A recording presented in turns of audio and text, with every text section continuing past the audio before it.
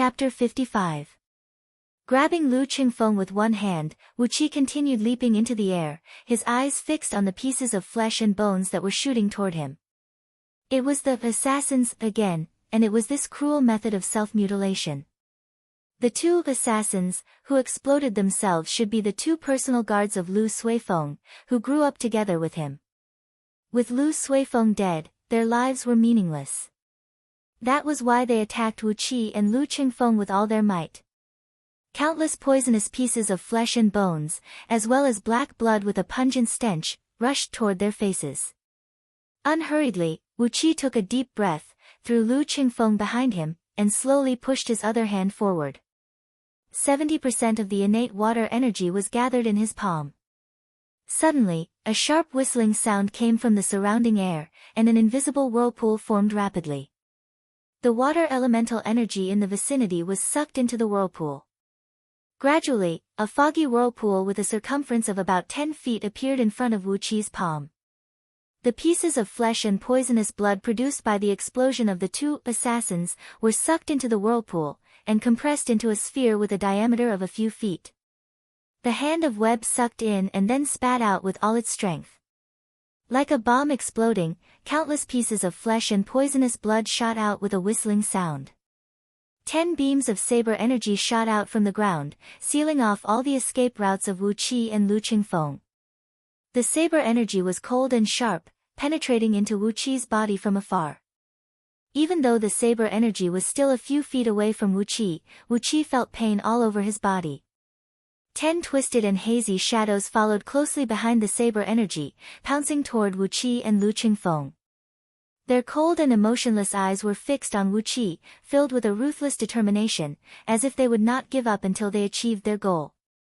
Countless pieces of flesh and bones, as well as poisonous water, came whistling over, shaking off the saber energy and hitting the bodies of the shadows, piercing through their tight-fitting clothes and causing blood to blossom on their bodies. A muffled sound rang out as Wu Qi was thrown more than 200 feet into the air by the powerful force of the 10 saber beams. A huge force entered his body through his palms, causing the meridians in his arms to swell endlessly. Fortunately, his arms were the part of his body that had the most jinqi, the toughest meridians, and the strongest power. Although he felt a sharp pain in his arms, he didn't suffer any injury. Instead, his 5 viscera and 6 bowels were shaken by the tremendous force transmitted from his arms, causing him to suffer slight injuries. Wu Qi opened his mouth and spat out a mouthful of blood.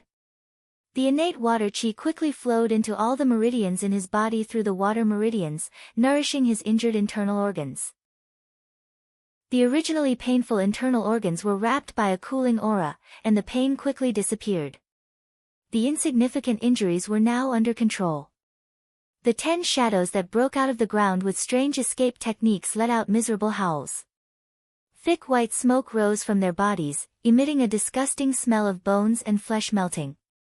They writhed and struggled crazily on the ground, and in just the time of 2 to 3 breaths, they were killed by the poison. Wu Qi fell heavily onto the ground. The shock to his internal organs hadn't fully recovered yet. His legs gave way, and he nearly fell to the ground. Zhang Hu quickly held him up and shouted, "Everyone, retreat back to the city. Close all the city gates and defend the city. Those who panic will be killed." With an unsightly expression, Lu Qingfeng quickly led the men and retreated back to Little Meng City, closing the broken city gate. A few pale-faced city guards quickly pulled up the suspension bridge outside the city gate. Amidst the creaking noise, the less than 20 feet long suspension bridge of Little Meng City, which basically had no defense, was slowly being pulled up. Upon receiving the order from Ma Yang, all 6,000 Yulin army soldiers followed Chi-Chi and pulled out a loaded crossbow from a large leather bag hanging beside the crocada's saddle. The shape of this crossbow was exactly the same as a 9-bolts crossbow, but it was 3 times bigger. This was a special, 9-cloud-piercing crossbow, specially provided by the Lu Kingdom to the elite army of King City. Its power was at least 2 times stronger than the 9-bolts crossbow used by the private army of those influential families. All the cavalrymen of Yulin army raised up the 9-cloud-piercing crossbow at the same time. As Ma Yang raised his right arm and swung it down forcefully, all the bolts were pulled at the same time. Crack! A huge dark cloud soared up into the sky from the top of these cavalrymen of Yulin army. Over 60,000 pure steel bolts flew up 1,000 feet into the sky, streaked across the distance of 2 miles, and plunged toward the top of Little Meng City's city wall. Over 60,000 pure steel bolts had completely blanketed the city wall in this direction. If there were only 1 or 2 pure steel bolts falling down from the sky, Wu Qi would still have the courage to face them head-on. If there were 7 or 8 bolts, he could easily dodge them. But, when tens of thousands of bolts fell down like a dark cloud, Wu Qi was frightened and had his limbs turned to jelly. He quickly screamed and fled toward the bottom of the city wall. Wu Qi, Lu Qingfeng, Zhang Hu, Hu Wei, and those newly recruited hanger-ons of Lu Qingfeng, as long as they had enough cultivation base to react, all of them had jumped down from the city wall, sticking close to the base of the city wall. This was the blind spot of the bolts, and the only safe spot in this part of the city wall. On top of the city wall, the 2,000 city guards of Little Meng City stared blankly at the tens of thousands of bolts falling down from the sky. All of them were struck dumb, and none of them could react in time. Accompanied by the swishing sound of the bolts piercing through the air, the bolts fell at an incredible speed and pierced through the dead bodies of these soldiers. Miserable howls kept ringing out from the city wall.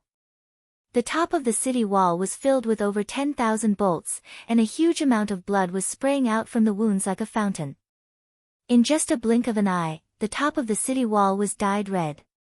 The mud wall quickly absorbed the sticky and boiling blood, and slowly, it turned into a strange color.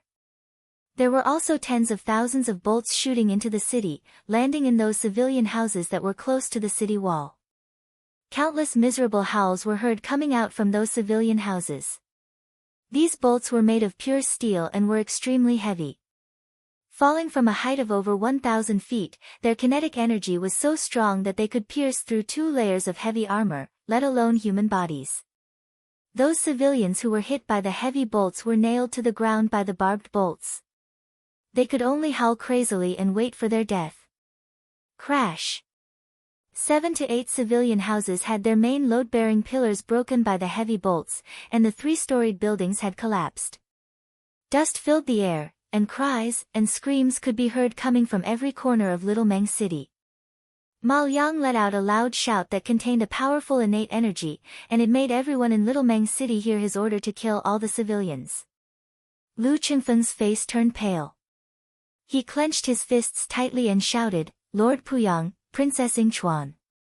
If Lu Qingfeng doesn't die today, I'll fight you to the last man." Wu Qi continued with a low voice, "You can't die even if you want to, but it's hard to say for the people in Little Meng City. Zhang Hu, Hu Wei, gather all your trusted men.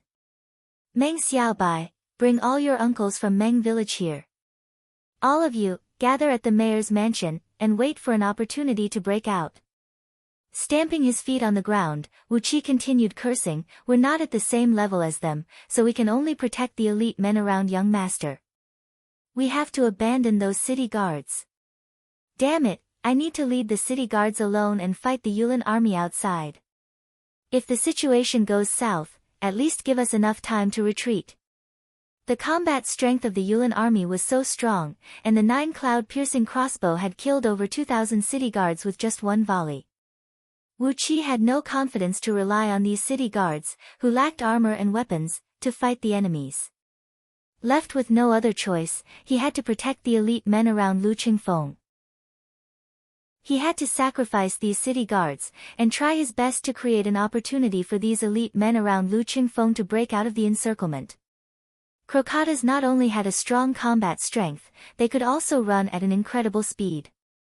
Without a powerful sniper, Wu Qi, Lu Qingfeng, and the rest of them basically had no chance of escaping. Someone had to sacrifice himself and lead the city guards to fight to the death. Xiaohe jumped out and shouted, "Wu Qi, you protect young master and retreat. Xiaohe, lead the city guards and fight them." With a kick, Wu Qi sent Xiaohe flying aside, sneered and said, "If young master had 100 men of sacrifice, even if you want to hang yourself and jump off a cliff, you can do whatever you want. But now, young master only has 2 or 3 loyal men. Even if you want to die, I don't want you to die. Rolling his eyes, Wu Qi pulled Lu Qingfeng up, brought all the men and rushed to the mayor's mansion. He took out all the gold bricks under Lu Qingfeng's bed and piled them up in front of the mayor's mansion. Quickly, all the city guards in the city gathered on the street. Wu Qi pointed his finger at those gold bricks and shouted, "Brothers, someone is trying to give young master a hard time. Here are 200,000 gold bricks. Kill them all, and the gold will be yours." It was the same old trick of, when a generous reward is offered, there will always be a brave man. But, this trick always brought out a powerful effect beyond everyone's expectation. The eyes of all the city guards lit up. They raised their weapons up high, threw their heads back and shouted, "Fight to the death, fight to the death, fight to the death." Over 20,000 men shouted the slogan, "Fight to the death," at the same time.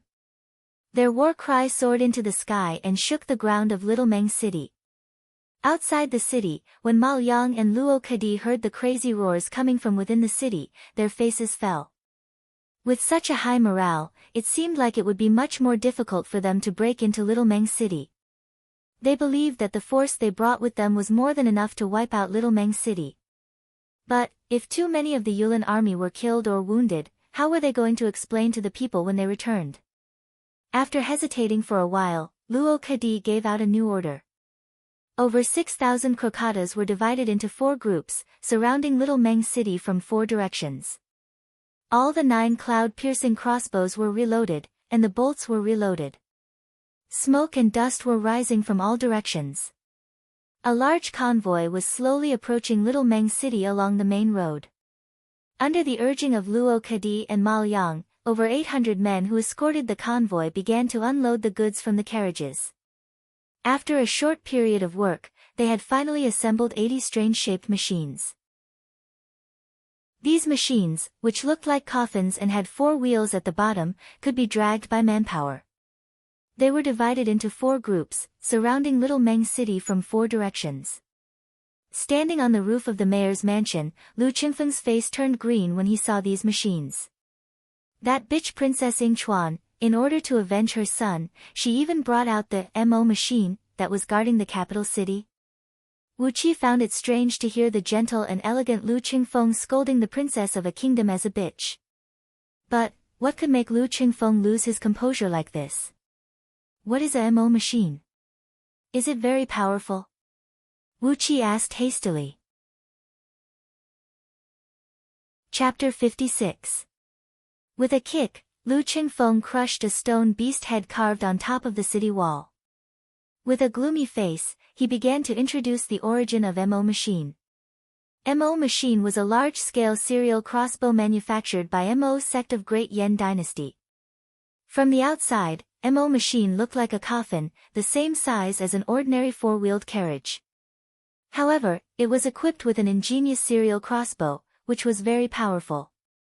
In actual combat, MOG could choose to fire a single bolt consecutively, or he could choose to fire 3 bolts, 6 bolts, 9 bolts, 12 bolts, 18 bolts, or a maximum of 108 bolts in unison to launch an attack.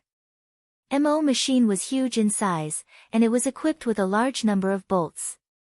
As long as there was a man with a strong arm, he would be able to fire 36 waves of bolts continuously, with each wave containing 108 bolts.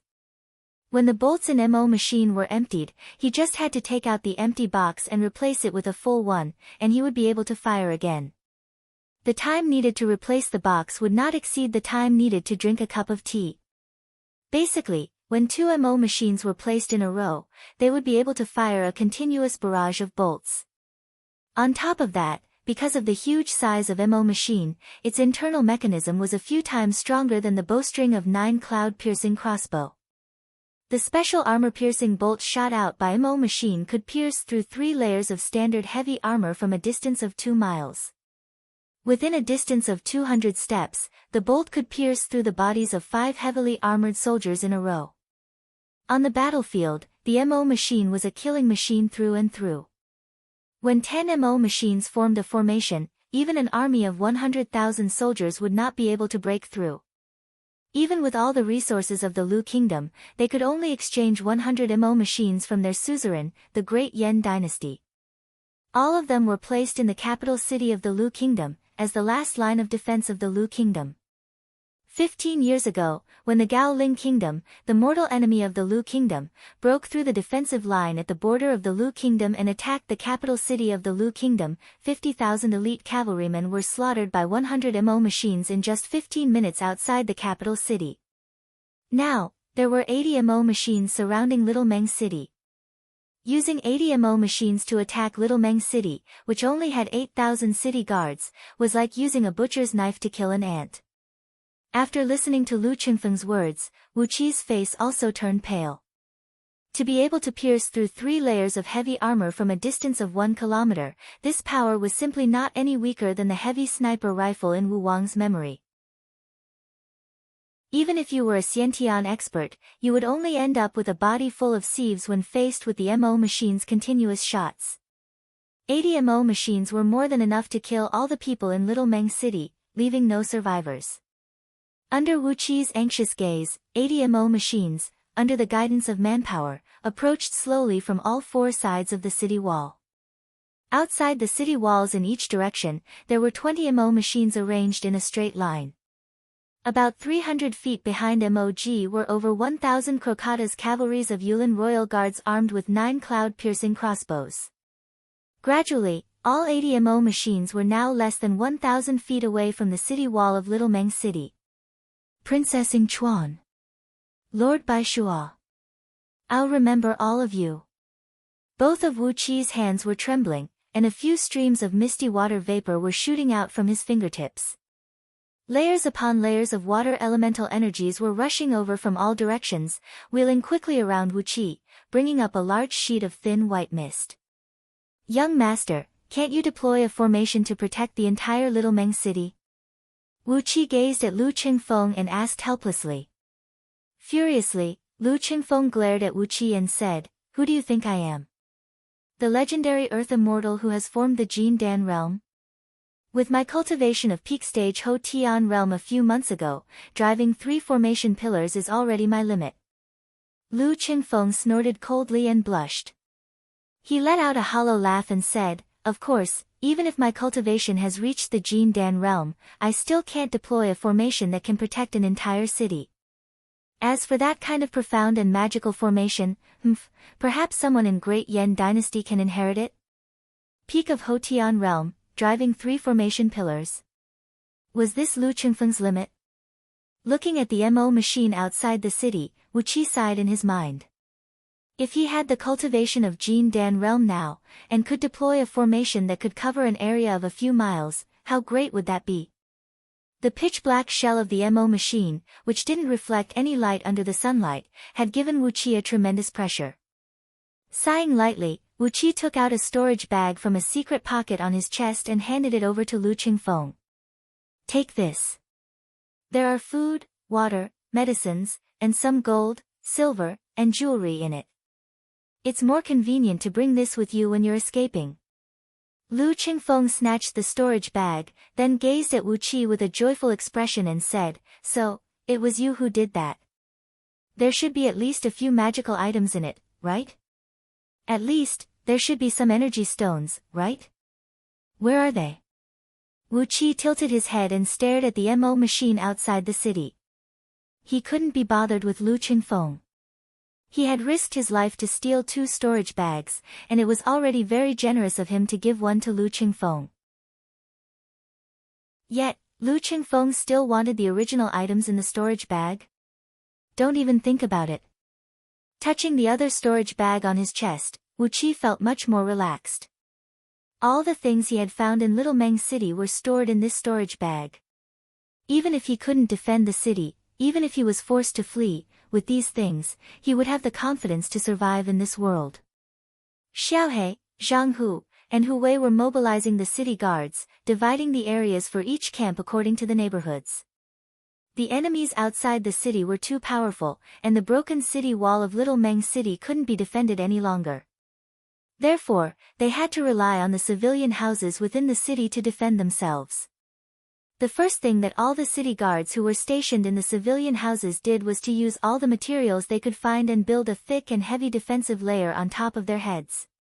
Quilts that were soaked with water, animal skins that were also soaked with water, wooden planks, iron pots, tabletop, cloth bags filled with soil, and so on.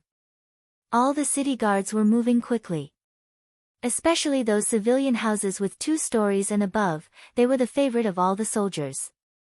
They hid on the first floor, piling up all kinds of miscellaneous items they could find on the floor, effectively building a strong defensive layer.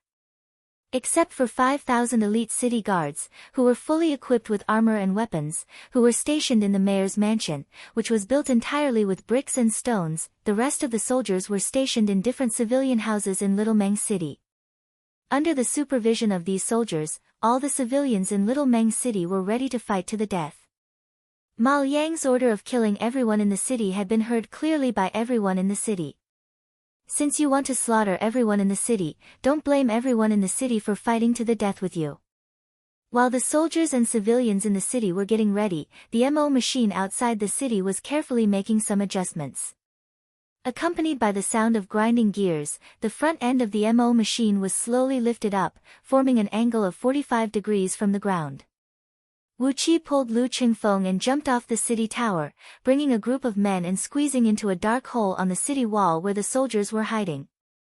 They moved a few green bricks away, and through the observation holes on the city wall, they could clearly see the movement of the enemy outside the city. About half an hour later, all the adjustments of the MO machines were completed. Riding on crocatas, Luo Kadi raised his sword high up into the air and cried out, "Fire at the same time, attack the city. After the city is breached, don't seal off the blades, let the boys do whatever they want." A dead silence reigned in Little Meng City. Suddenly, a few clear and melodious clangs of metal clashing rang out. After that, 108 small openings suddenly appeared on the front end of the MO machines. Wave after wave of bolts shot out like a swarm of crazy hornets, piercing through the air with an ear-splitting swishing noise.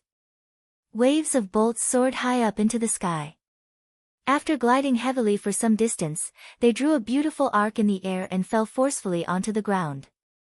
The bolts shot out from 4 directions converged in the sky above Little Meng City, covering the entire city with nearly no blind spots.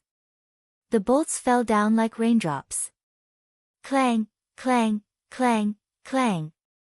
Almost at the same time, the roof tiles of all the houses in Little Meng City exploded. Countless green roof tiles shattered into pieces, and large pieces of bricks and tiles shot up several feet high into the sky.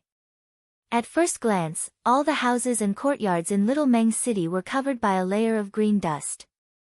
Loud crashing noises kept coming out from the observation holes. Looking out from the observation holes, all the buildings on the eastern side of Little Meng City were collapsing. Through the flying dust, one could see countless figures twisting and twitching amidst the rain of bolts, then falling stiffly to the ground. Wu Qi's eyes turned red. Among those figures, most of them were the people of Little Meng City. He didn't care if those people died, as Wu Qi didn't have any feelings for them. However, there was also a group of city guards among them, and Wu Qi had spent a lot of effort to train them. He had personally supervised their training, lectured them personally, and taught them how to cultivate their inner strength. He had even trained some of the soldiers in combat. Princess Yingchuan. Lord Bai Shua. Wu Qi forcefully slammed his palm onto the city wall. Princess Yingchuan. Lord Bai Shua. And Lord Puyang. Lu Qingfeng's eyes were filled with blood. Like a mad tiger, he slammed his fist onto the city wall and said, "When I, Lu Qingfeng, have a bright future, I'll definitely fight you to the death." Bang! Wu Qi and Lu Qingfeng unleashed their innate energies.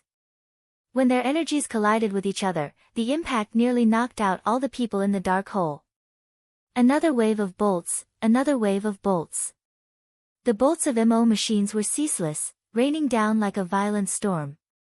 When all the bolts in the boxes were emptied, those people operating MO machines would immediately reload the boxes, and once again unleash an endless barrage of attacks. Under such a heavy attack, all the people in the city couldn't move at all. They could only watch as the bolts kept raining down, killing and injuring the civilians in the city. Half of the civilian houses in Little Meng City had collapsed under the powerful barrage of bolts. At least 50,000 civilians were killed or wounded. The ground in the city was filled with arrows made from pure steel. At first glance, Little Meng City looked like a field of nettles. After reloading the boxes twice, the crazy barrage of MO machines finally stopped. Luo Kadi raised his sword high up in the air and cried out, "Attack the city. Kill every single one of them, leave no one alive.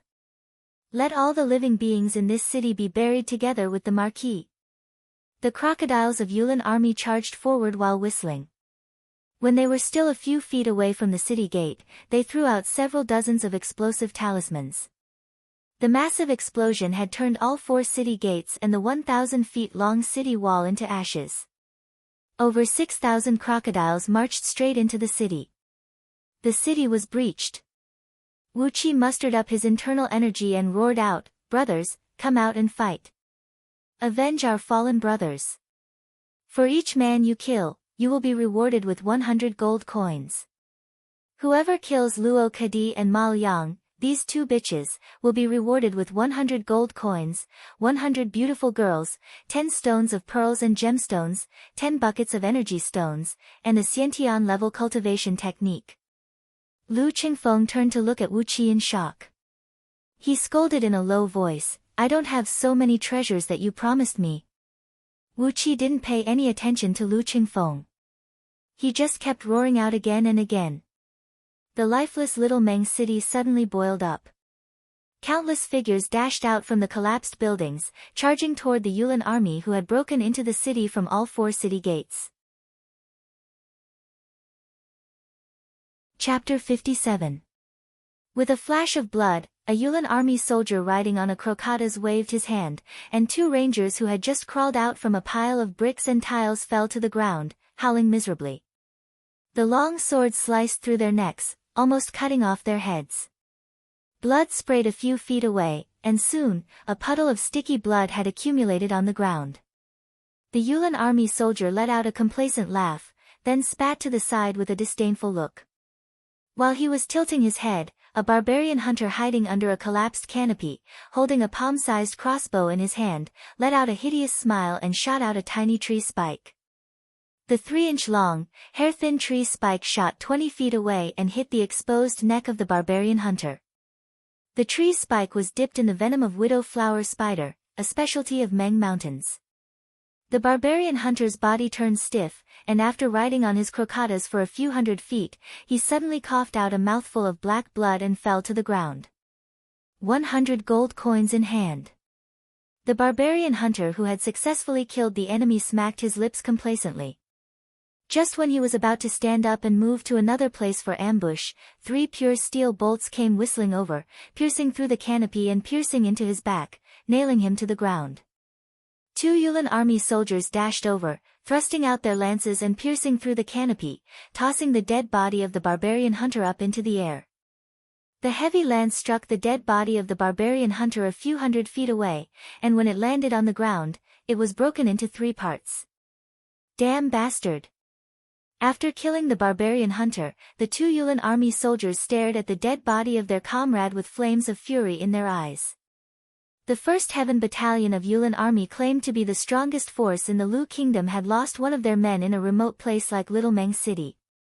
If this news spread out, it would be a great disgrace to the entire Yulin army. While the furious Yulin army soldiers were about to continue their assault, a dozen city guards suddenly rushed out from a leaning restaurant on the roadside, howling and yelling. They leaped onto the back of crocodiles in a frenzy, surrounding the 2 Yulin army soldiers and began to stab and hack at the 2 Yulin army soldiers. Most of the houses in the city had collapsed, and there were piles of rubble everywhere. Before the 2 Yulin army soldiers could react, they were pushed down to the ground by these crazy city guards. Poor 2 elite Yulin army soldiers, whose cultivation base was over 30 years, were chopped into meat paste by a dozen city guards who were less than 10 years. Having lost their masters, the 2 crocodiles went mad. They exerted all their strength and slapped their front claws. Miserable howls rang out. 5 city guards had their chests torn open by the crocatas and died on the spot. The other city guards quickly chopped off the heads of the royal guards and hurriedly fled the scene with 2 heads in their hands. 2 crocatas and of Yulin of crocatas. And crocatas.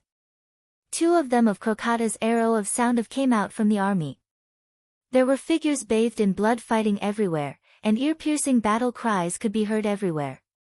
The smell of blood was everywhere, and the reflection of swords and sabers could be seen everywhere. Over 100,000 lucky survivors of Little Meng City were fighting fiercely with over 6,000 soldiers of Yulin army, who had broken into the city. If it were any other city in the Lu Kingdom, when over 6,000 crocatas broke into the city, what awaited them would be a brutal massacre. The experience of these Yulin army soldiers in the past had given them the same experience. But Little Meng City was different. The people and civilians of Little Meng City did not collapse. Little Meng City was located in the most desolate and remote area of the Lu Kingdom. Relying on Meng Mountains for its development, all the people in this city were desperados. Basically, there was not a single kind-hearted person in this city. Everyone could fight with weapons, and they were all murderers who made their living on the edge of a blade. Even those prostitutes who did business on the streets, when it was convenient for them, didn't mind doing some shady business that involved money and murder. This was a deformed city of violence, a city born from the desire for money. If the soldiers of Yulin army were 6,000 ferocious tigers, then the people and civilians of Little Meng City were hundreds of thousands of hungry wolves, and they were driven into a desperate situation by the order to kill. But, everyone, including Luo Kadi and Mal Yang, treated the people of Little Meng City as hundreds of thousands of sheep. Slaughter, endless slaughter. Be it the people or civilians of Little Meng City, men or women, old or young, all of them were holding weapons in their hands, fighting crazily with the soldiers of Yulin army. If they risked their lives to kill one, they would get 100 gold coins, but if they didn't, they would be killed in vain. Right when they entered the city, 300 soldiers of Yulin army were killed. 15 minutes later, another 500 soldiers of Yulin army were killed. Half an hour later, 1,800 soldiers of Yulin army were killed, and there were less than 4,000 soldiers who could still fight. The rain of arrows from MO machine had killed over 50,000 soldiers and civilians of Little Meng City, and the number of casualties was no less than 50,000.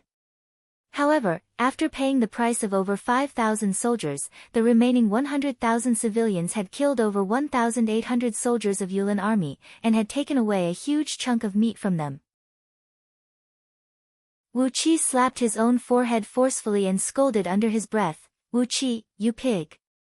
With the incredible intelligence of Lu Xiaobai, she had instantly figured out the cause and effect of the battle. It was true that Yulin army had an overwhelming advantage in overall strength, but Wu Qi had neglected the nature of the people of Little Meng City. They were a group of ferocious and evil thugs, who had taken root among the barbarians. Over 100,000 thugs, not over 100,000 innocent civilians, could they not withstand the attack from several thousand elite soldiers? Furthermore, there were so many rangers, barbarian hunters, and guards of merchant in Little Meng City. When Mal Yang gave out the order to kill everyone in Little Meng City, all the people in Little Meng City had been forced to stand together. Driven by the will to survive, these 6,000 cavalries of Yulin army were nothing to them. Not to mention the ridiculously high reward offered by Wu Qi. The reward for killing a cavalryman of Yulin army was 100 gold coins, which was more than enough to make any ranger or barbarian hunter increase their combat strength by 10 times. Letting out a joyful cry, Wu Qi roared, "Seal the city gate, trap these damn Yulin army. Ha, as long as they are trapped in the city, they won't dare to shoot any more arrows. My men, trap them, don't let them leave the city." No one was stupid. After listening to Wu Qi's words, the people of Little Meng City immediately understood that these cavalries of Yulin army were the best hostages. As long as they were trapped in the city, Luo Kadi and Mal Yang would never dare to order MO machine to continue shooting arrows. Losing over 1,000 crocatas cavalries of Yulin army, they could still find an excuse to get away with it. But, if the entire First Heaven Corps of Yulin army was wiped out here, even Princess Ing Chuan and Lord Baishua would not be able to withstand the fury of the monarch of Lu Kingdom. As long as these damn Crocata's cavalries were trapped, Mo machine would never dare to shoot arrows again. Wu Qi cried out again, buy crocatas at a high price. 200 gold coins for a live crocata. My men, capture a crocata alive, 200 gold coins. Lu Qingfeng's eyes lit up. 200 gold coins for a crocata. This was definitely a good deal. He had begun to imagine the scene where all his personal guards were riding on crocatas. Outside the city, Luo Kadi and Mal Yang were looking at each other, their bodies trembling violently. The situation had turned out to be out of control. Even if they were to chop off their heads, they would never have thought this would happen. A mere little Meng city had actually trapped the First Heaven Corps of Yulin army. Were they having a nightmare? With his mind completely blank, Luo Kadi raised up his right hand while trembling and cried out, under the order of Princess Ing Chuan, we are to break into Little Meng City, and kill every single living being to be buried with the marquis. All MO machines, fill the arrow boxes, get ready. Mal Yang kicked Luo Kadi off his mount, then roared with a hoarse voice, are you crazy? Our men are still in the city. If they are dead, we will all die. The First Heaven Corps of Yulin army was completely annihilated in Little Meng City. Just like what Wu Qi had expected, Mal Yang and Luo Kadi, including Princess Ing Chuan and Lord Baishua who were behind them, couldn't shoulder this responsibility. Luo Kadi sat on the ground, mumbling to himself, what should we do? What should we do? We're finished, we're finished. How did this war end up like this? Mal Yang was badly battered as well, and he had no idea how to deal with this situation. His body was trembling, and he could only stare blankly at Little Meng City, which was now in a complete mess. All of a sudden, the sound of an iron drum was heard coming from afar. After the sound of an iron drum, it was followed by an endless stream of iron drum beats, which sounded like the raging waves of the ocean. Following the sound of the iron drum were countless shrill sounds of bugles. Some were sharp, some were sonorous, some were deep, and some were hoarse, but they all combined into a frightening sound wave that could make one's heart tremble. Together with the deep and furious sound of the iron drum, it ruled over this part of the world. Suddenly, the sky darkened, and a large flock of huge birds flew out from Meng Mountains, hovering above Little Meng City. Over 3,000 huge eagles were wheeling in the sky, and on the back of these huge birds, there were some short and shriveled bird barbarians. Smoke and dust soared up into the sky, and from every corner of Meng Mountains that surrounded Little Meng City, a large number of barbarians rushed out like a tsunami. From the east, over 10,000 barbarians were driving an endless number of huge beasts and charging towards Little Meng City. In front of these 20,000 barbarians and countless huge beasts, over 30 barbarian beast warriors had their bodies shrouded in a bright flame, as they strode in front of the army. From the west, over 10,000 barbarians who looked like ghosts and monsters were charging towards Little Meng City together with a chilly wind. Surrounding these barbarians were countless poisonous bugs, forming a vast ocean. Spiders the size of a water tank, poisonous pythons the size of a bowl, centipedes that were 3 to 5 feet long, and countless ferocious poisonous bugs were rolling and rolling in the ocean of bugs. From the north, over 10,000 barbarian cavalries riding on bison-horned bulls were getting ready to charge. Every single one of these cavalries was equipped with an armor that was exactly the same as the standard armor of the Lu Kingdom. Obviously, these armors and weapons were not made by these barbarians themselves. From the south, a couple dozens of barbarian leaders, who were clad in beast skins and had bird feathers on their heads, were riding on all kinds of low-grade magical items. Leading over 50,000 barbarian warriors, they were striking a few hundred iron drums and blowing a few thousand bugles as they charged towards Little Meng City. Zhang Hu and Hu Wei, the two old men of Little Meng City, let out a miserable cry at the same time, "Oh heavens, this is a barbarian tide. And it is scarier than any barbarian tide."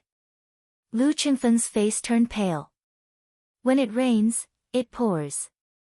Little Meng City is facing a great calamity. Meanwhile, Wuqi suddenly let out a loud laugh and said, "This is great. Luckily, Luo Kadi and his men are here to stop them." Raising his voice, Wuqi shouted, "By the order of the mayor, open the city gate, and ask the Yulin army to get the hell out of Little Meng City." Lu Qingfeng, Zhang Hu, and Hu Wei were startled, then their faces suddenly turned red. There were still 80 mo machines outside. What was there to be afraid of? Chapter 58. Cheap blood sprayed onto the ground, forming a small spring, and then forming a pool of blood with a circumference of a few miles. The curtain of arrows rose again.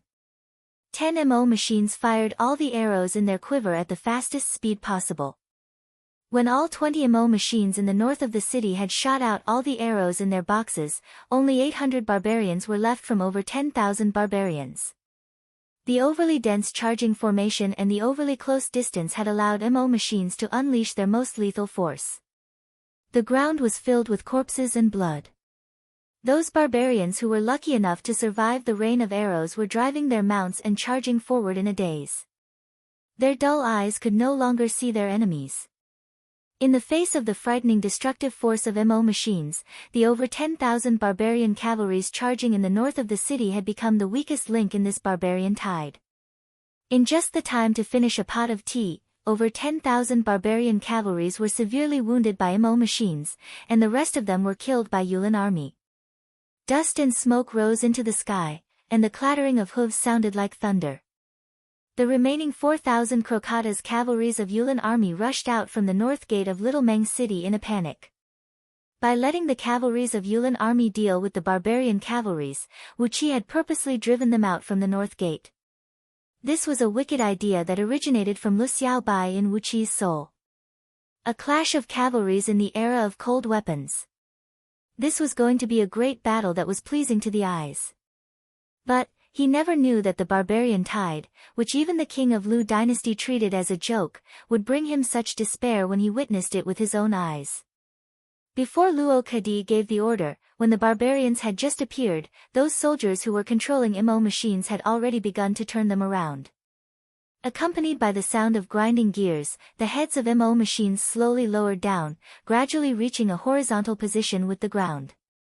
Without needing Luo Kadi to say anything, the sound of a ratchet turning came out from all 80 mo machines at the same time, as powerful crossbow strings were loaded and shot out. Luo Kadi.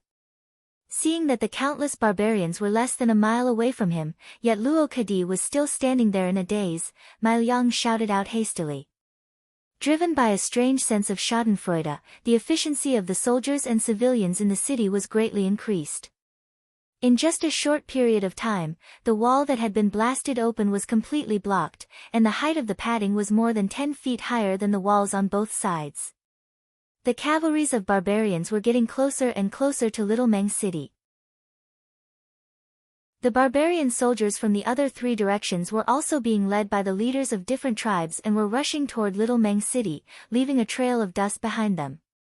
Without any communication or preparation, the barbarian army launched a brazen attack when they were within a certain distance from them.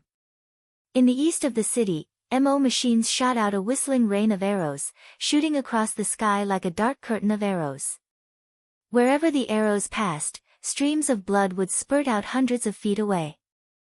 3 barbarian beast warriors didn't manage to dodge in time, and their bodies were pierced through by the arrows. A large amount of blood mist sprayed out from their bodies. Their waists were broken by the arrows, and their upper bodies were sent flying back by the powerful force of the arrows. However, their lower bodies were still able to dash forward for over 100 feet. Luo Kadi immediately recovered from his shock. He circulated his innate energy and shouted out loud, "All mo machines, aim at these barbarians, kill them all." Those barbarians who had controlled the poisonous bugs to attack the city from the west of the city let out a complacent and hideous laugh. Together with a chilly breeze and some strange whistles, they strode toward Little Meng City. Their whistles drove the poisonous bugs to attack Little Meng City, and very soon, they had arrived in front of the city wall. Mo machines had also shot out a destructive rain of arrows, killing a huge number of poisonous bugs. Poisonous pythons as thick as a bowl, spiders the size of a water tank, centipedes a few feet long, scorpions the size of a millstone. All these huge poisonous bugs couldn't withstand the arrows of MO machines, and were all killed in just a blink of an eye. He had heard about the barbarian tide before. Basically, every 2 to 3 years, Little Meng City would be besieged by an army of barbarians. Using a huge amount of poisonous bugs and wild beasts, as well as all kinds of strange forces, these barbarians would charge forward like a tidal wave. Each time, they would cause Little Meng City severe casualties. This was the so-called barbarian tide. Tens of thousands of barbarian cavalries in the north smashed the head of their flat-horned bison, then increased their speed and charged forward. The dark rain of arrows shot out horizontally across the ground. 10 of the 20 MO machines in the north of the city had arrived at the junction of the north and west city walls. Looking at the fearsome poisonous bugs, 10 MO machines quickly stopped and dared not move forward. Tens of thousands of venomous barbarians who had controlled the poisonous bugs to attack the city had entered the shooting range of these 10 MO machines. Facing the rain of arrows, these dozens of beast warriors had no choice but to dodge to the left and right, unable to move forward. Even though they had the powerful strength from beast souls, even though their offensive strength was no weaker than a warrior of Xiantian realm, when facing MO machines, these killing machines on the battlefield, they had no choice but to throw their heads back and roar angrily. The knight had regained his composure. They were not the imperial envoys who had been ordered to investigate a case. No matter who was the one who had colluded with the barbarians, they had to get through this crisis first. However, when he turned his head around, he saw the soldiers and civilians of Little Meng City were moving a great amount of bricks and stones, as well as a great amount of beams and pillars, filling up the gap on the city wall that he had ordered to blast out. More than half of the civilian houses in the city had collapsed due to the rain of arrows, and there were a great amount of broken buildings near the city gate, which could be used to fill up the city wall. The dozens of barbarian beast warriors from the east of the city had arrived at a place less than half a mile away from MO machines. Behind them, there were all kinds of strange and ferocious beasts. Tigers, rhinos, orangutans, wild boars, buffaloes, all kinds of wild beasts had their eyes turned red. Panting heavily, they were charging toward Little Meng City with no regard for their lives. Almost instinctively, Luo Kadi turned his mount around and was about to call back his soldiers and charge into Little Meng City. He had no courage to fight a wild battle with these barbarians, who had an absolute advantage over them. His instinct told him that once he had a head-on confrontation with these barbarians, all the soldiers he had brought here would be devoured by them.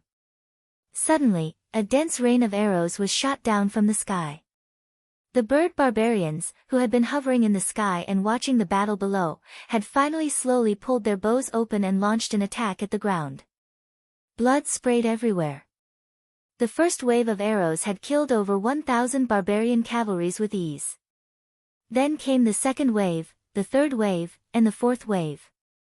20 MO machines from the north of the city quickly divided into 2 teams, rushing toward the east and west of the city as reinforcements. However, the majority of the poisonous bugs were tens of thousands of normal-sized poisonous bugs. There were poisonous snakes a few feet long and as thick as a thumb, poisonous spiders the size of a thumb to the size of a fist, centipedes a few inches long, and scorpions the size of a palm. There were nearly 500,000 poisonous bugs, covering an area of a few miles.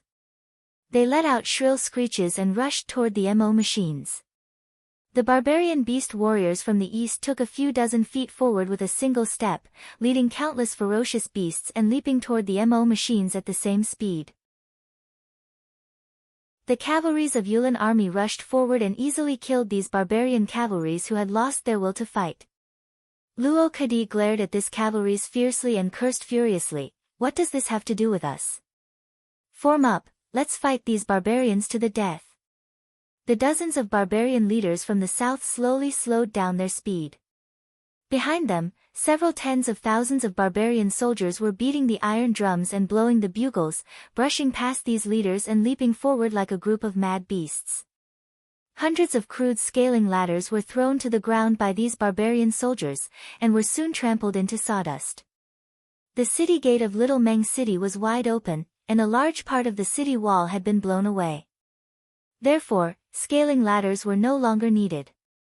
Large groups of wild beasts were letting out miserable cries. They didn't know how to dodge, and only knew how to charge forward crazily. Usually, one arrow would pierce through the bodies of 7 to 8 wild beasts, and only then would it be embedded in the bodies of these wild beasts. The situation in the south of the city was even more miserable. Groups of barbarian soldiers who had been charging forward had fallen to the ground. The MO machines let out joyful whistling noises, unleashing a torrent of arrows that harvested the lives of these barbarian soldiers. From 50 steps in front of the MO machines to 2 miles away, the entire area had turned into a dead zone. Any barbarian soldier who dared to step into this area would be shot to death by the powerful arrows. However, to Wu Qi's disappointment, the cavalries of Yulin army didn't attack the barbarians bravely while shouting their slogans.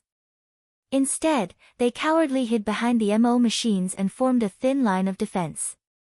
All the cavalries turned their heads and stared at Little Meng City, their eyes filled with fear and panic. The soldiers in the MO machines were bitten to death by the poisonous bugs that had crawled into them. 20 MO machines had become useless. The MO machines, which had the ability to kill large targets, had lost all their power when facing these tiny poisonous bugs. The barbarians' attack had fallen into a stalemate, and only the barbarians at the west of the city had made great progress. Over 1,000 barbarian cavalries and their mounts who were charging at the forefront let out miserable cries at the same time. From a distance of a mile, the heavy crossbows of MO machines had easily pierced through the heavy armors worn by these barbarians, pierced through their bodies, and pierced into the bodies of their companions behind them. More than half of the over 10,000 Gu barbarians had fallen to the ground. The poisonous bugs controlled by them were thrown into chaos and scattered in all directions. Luo Kadi swallowed a mouthful of saliva with great difficulty, looking at the barbarians who had surrounded them from all sides in a panic. The poisonous bugs swarmed over and leaped onto the soldiers who were controlling the MO machines. Miserable cries rang out.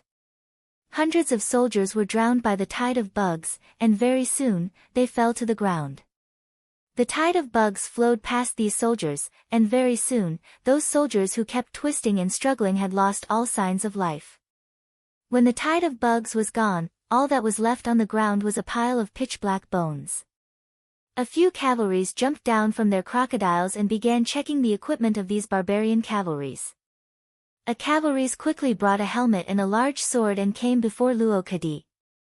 "General, all the armors and weapons are the standard military equipment of the Lu Kingdom." The cavalries had an excited smile on his face. He had long heard that some people were colluding with barbarians and selling military equipment to them.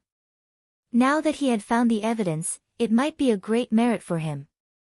The ones who launched the attack from the west of Little Meng City were the Gu barbarians, the scariest tribe in Meng Mountains.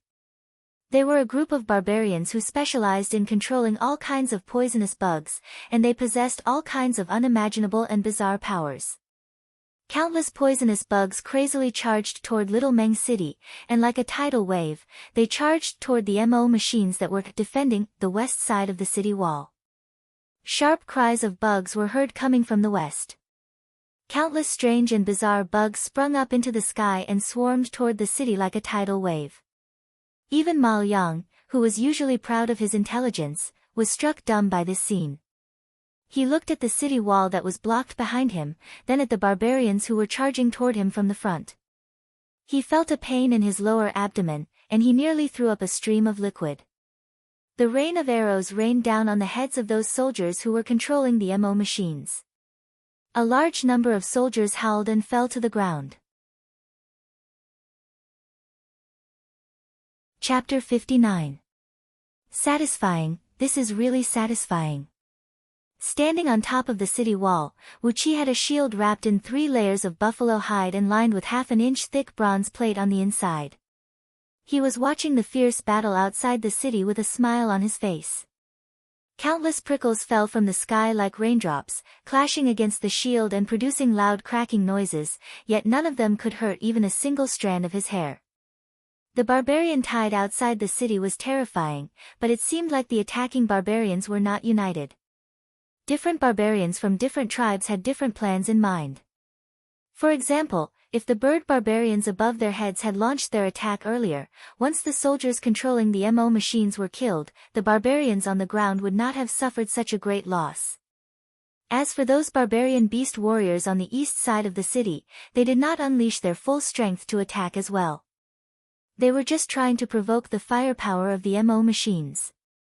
Although a large number of wild beasts were killed or wounded, the barbarians controlling the wild beasts did not suffer any loss.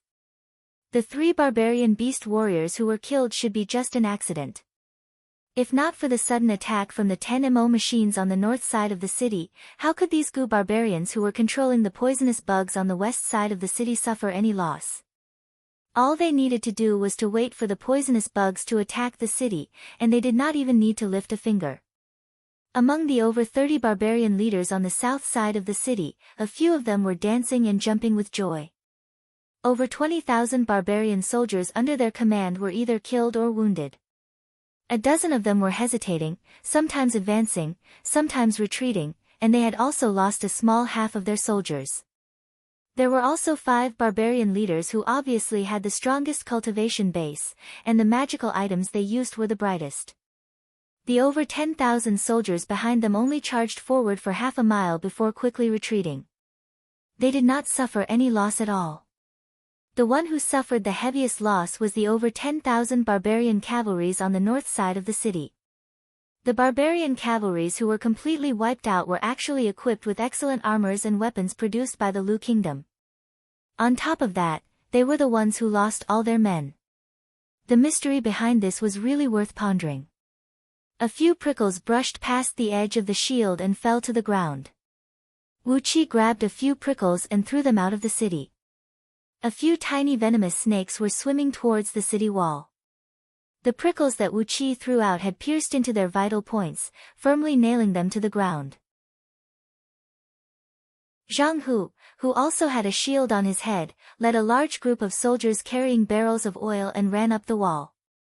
A large amount of oil was poured down the wall, followed by a dozen torches. Outside the western city wall, a large area of flames burned, and countless poisonous insects were instantly engulfed in the flames. The venomous insects squeaked as they were burned, and a pungent stench rose into the sky along with billowing black smoke, accompanied by the sound of their bodies exploding. More fuel was poured down the wall, and the entire western wall was surrounded by flames. The ground was soaked in oil more than a foot thick.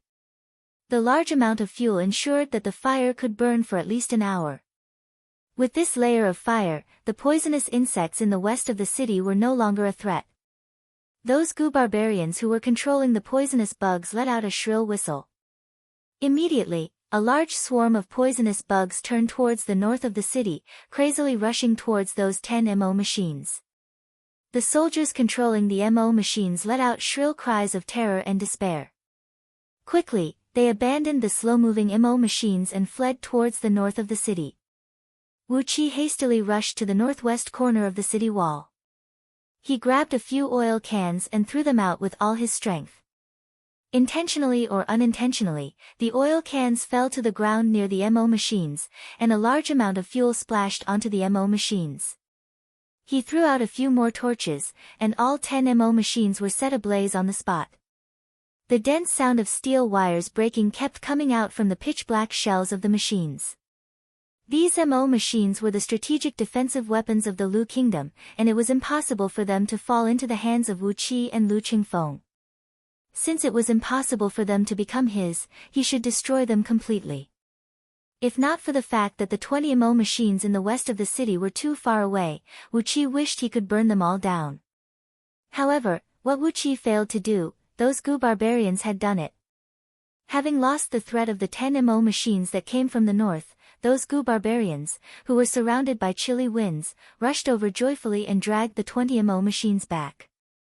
Surprisingly, these goo barbarians stopped attacking the city. Instead, they left behind a large amount of poisonous bugs to keep the defending army of Little Meng City busy, then dragged the MO machines back to the forest. Wu Qi was struck dumb by what he saw. So, these Gu barbarians also knew the value of MO machines? Suddenly, the big birds above his head let out a sharp cry. About half of the bird barbarians controlled the birds and quickly chased towards the direction where the Gu barbarians retreated. Before Little Meng City was conquered, it seemed like the barbarians had begun to split up. Thousands of thoughts flashed across Wu Qi's mind. He suddenly understood the purpose of this barbarian tide. They had robbed the barbarians of 3 black stone tablets, and the barbarians had formed an army and were here to take revenge on Little Meng City for the 3 black stone tablets. However, this barbarian tide had been used by some barbarians, becoming a tool to weaken the other tribes. From the beginning, these barbarians were not of one mind. Therefore, the barbarian knights in the north of the city had been annihilated, the barbarian soldiers in the south had suffered a great loss, and the barbarians in the west and east of the city had only lost a large number of wild beasts and poisonous bugs. If not because half of these Gu barbarians were killed by the MO machines due to their carelessness, they should be safe. Now, when these bird barbarians saw that the Gu barbarians had gained some benefits, they couldn't wait to fight for the spoils of war. Wu Qi calmed down. This barbarian tide should be easier to overcome than what Zhang Hu and his men had told him. Although these barbarians were all elites, they were just a bunch of elites with ulterior motives. What could they do to Little Meng City? Besides, there was still Luo Kadi and Ma Yang outside the city. Suddenly, a gust of fierce wind came from above. A few bird barbarians on top of the eagles were addicted to killing. They actually let down their mounts and flew towards the top of the city wall. One of the eagles had chosen Wu Qi as its target. Both of its claws grabbed onto the shield above Wu Qi's head. Wu Qi snorted coldly and thrust out his palm. The energy was spinning in his palm, and an invisible whirlpool of air sucked away the airflow underneath the eagle's wings. The eagle suddenly fell down like a heavy rock. 5 bird barbarians, who were laughing evilly on the eagle's back, screamed out in fear. They threw away the bows in their hands and jumped down from the eagle's back. These 5 poor bird barbarians had forgotten that the eagle was 50 feet away from the top of the city wall, and that the wall of Little Meng City was 30 feet away from the top of the city wall. Falling down from 80 feet high, 2 barbarians had their necks broken, and the other 3 had their legs broken. With one swift move, Wu Qi grabbed the eagle's claw, unleashed a bone-piercing cold innate water energy, and sent it into the eagle's body, shattering its internal organs and freezing it into a block of ice. He lifted the eagle up and forcefully smashed it down onto the city wall. 3 bird barbarians who had their legs broken let out a miserable howl, as their bones were broken and tendons torn by the eagle, and they died on the spot. The situation outside the city had turned into a chaotic mess. Under the threat of MO machines, the barbarian soldiers and beast warriors were slowly retreating. The group of beasts that had been charging forward were all slaughtered, and the poisonous insects that had lost control were burnt to a crisp by the fire. Other than the bird barbarian that was still shooting its prickles at the ground, the rest of the barbarians had already retreated to a safe distance. The sound of gears grinding kept ringing out. Suddenly, dozens of tiny holes were opened on the roof of the 30 over MO machines that could still operate. Following a series of twangs of bowstrings, nearly 1,000 crossbows shot up into the sky, reaching a height of over 2,000 feet. The bird barbarians were caught unprepared, and over 300 eagles were shot down by the crossbows. Their dead bodies fell down from the sky, while the bird barbarians on the backs of the eagles let out a long and miserable howl, then fell onto the ground and turned into a pile of meat paste. It was a complete mess outside Little Meng City. The barbarians were looking at the city from afar. Luo Kadi and Ma Yang had seized the opportunity and gathered all the soldiers who could still fight. Over 30 MO machines had also gathered together, forming a defensive circular formation 2 miles east of the city. With a pale face, Lu Qingfeng climbed up the city wall in a wobbly manner and came next to Wu Qi. Fortunately, during these days, those clan elders have presented me with some special products from Meng Mountains, including a section of earthen wood. I've used it to make 12 formation pillars, and now, I've deployed the grand white gold dagger formation near all 4 city gates. Whoever dares to break into the city will die for sure. After breaking through to the respiration tier of Xiantian realm, the amount of energy Lu Qingfeng could use had increased greatly, and the density of his energy had improved as well. That made it easier for him to use the little 25th lamp. Just now, when Wu Qi came to the top of the city wall to watch the battle, he had quickly deployed the formation pillars of the Grand White Gold Dagger formation. In just 1 hour, he had successfully deployed 4 Grand White Gold Dagger formations near the city gates. Wu Qi nodded his head happily and said, "We don't have to worry about anything this time." Judging from the looks of Luo Kedi and his men, they didn't bring too many arrows with them. With 4 Grand White Gold Dagger formations, we won't have any problem defending the city. The barbarians kept watching Little Meng's city from afar. Suddenly, a barbarian leader, who had a grayish-white flying dagger hovering above his head and was emitting a few feet-long blade beams, was walking slowly towards the city gate where Wu Qi and his men were standing under the protection of a few beast warriors. When he was about 300 feet away from the city, the barbarian leader halted his steps. He stared at Wu Qi and cried out with a loud voice, "Can you make the decision?" Wu Qi gave Lu Qingfeng a look, raised his voice and cried out, "Of course, the mayor is standing right in front of you." The barbarian leader nodded his head and continued to cry out, "You know why we're here. You've stolen the stone tablets of inheritance left behind by our ancestors, and we have to come here. This is the order of the Elder Council of the Brotherhood of Mountains, the strongest clan in Meng Mountains. But, we're no match for you. You've killed the knights sent by the Brotherhood of Mountains, and all their soldiers. We want to have a talk with you. What do you want to talk about?" Wu Qi cried out with a stern voice. The barbarian leader cried out, "Tell us where the men who stole the stone tablets of inheritance have gone, and we'll retreat. Otherwise, we'll have to keep attacking you." The barbarian leader threw a fearful glance at Luo Kedi's men, who had formed into a circular formation, then complained loudly, "If not because you suddenly had those powerful bolts, we would have definitely attacked your city. But, now that you have reinforcements, all the soldiers of the Brotherhood of Mountains have been wiped out. You can't blame us for this failure. Tell us where the stone tablets of inheritance have been sent to, and we'll retreat immediately. We won't make things difficult for Little Meng City anymore."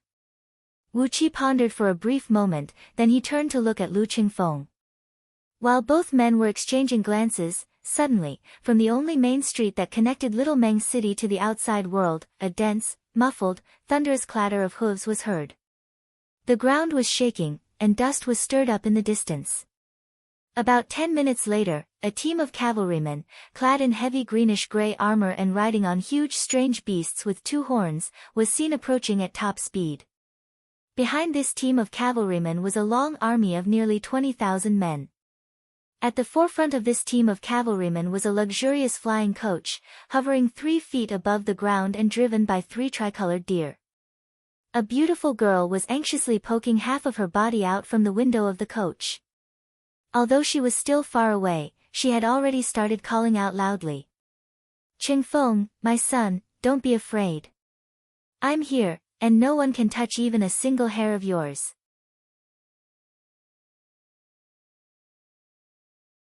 Chapter 60. After listening to Tai Yuewu's words for a full 15 minutes, Lu Qingfeng raised his head up and said in an indifferent tone. After a long period of work, they finally moved away those broken bricks, tiles, beams, and pillars that blocked the city gate, and cleared out 4 paths into the city. A part of the men brought by Tai Yuewu followed her into the city, while the rest of the soldiers set up their camps outside the city. Lu Qingfeng rose to his feet and said with a dry and respectful yet emotionless voice, "Mother, please come to the mayor's mansion. If there's anything you want to discuss, let's discuss it in the mayor's mansion. The smell of blood here is too strong, and it will be disrespectful to Mother." The door on the side of the coach was kicked open by someone with brute force. Tai Yuewu, who was clad in a luxurious black palace dress, looking proud and beautiful like a fiendish phoenix, held her head high and walked slowly out of the coach with the help of 2 serving ladies. Lan Xiazi, who was covered in blue scales and had a 2-feet-long snake tongue sticking out from his mouth, was following beside Tai Yuewu with an air of arrogance, staring at Luo Kedi with his deep and vicious eyes. Tai Yuewu waved her hand in a disgusted manner and said, "You can leave now."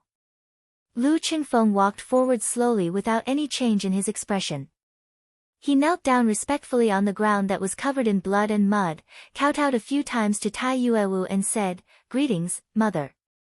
May I know what is the purpose of mother's visit from afar?" Under the command of Tai Yuewu, the mountain-crushing cavalry of Lu family had surrounded the Crocata's cavalry of Yulin army. Little Meng City is my first foundation in the Lu kingdom. Mother, please guard this place well for me, and don't let anyone invade it.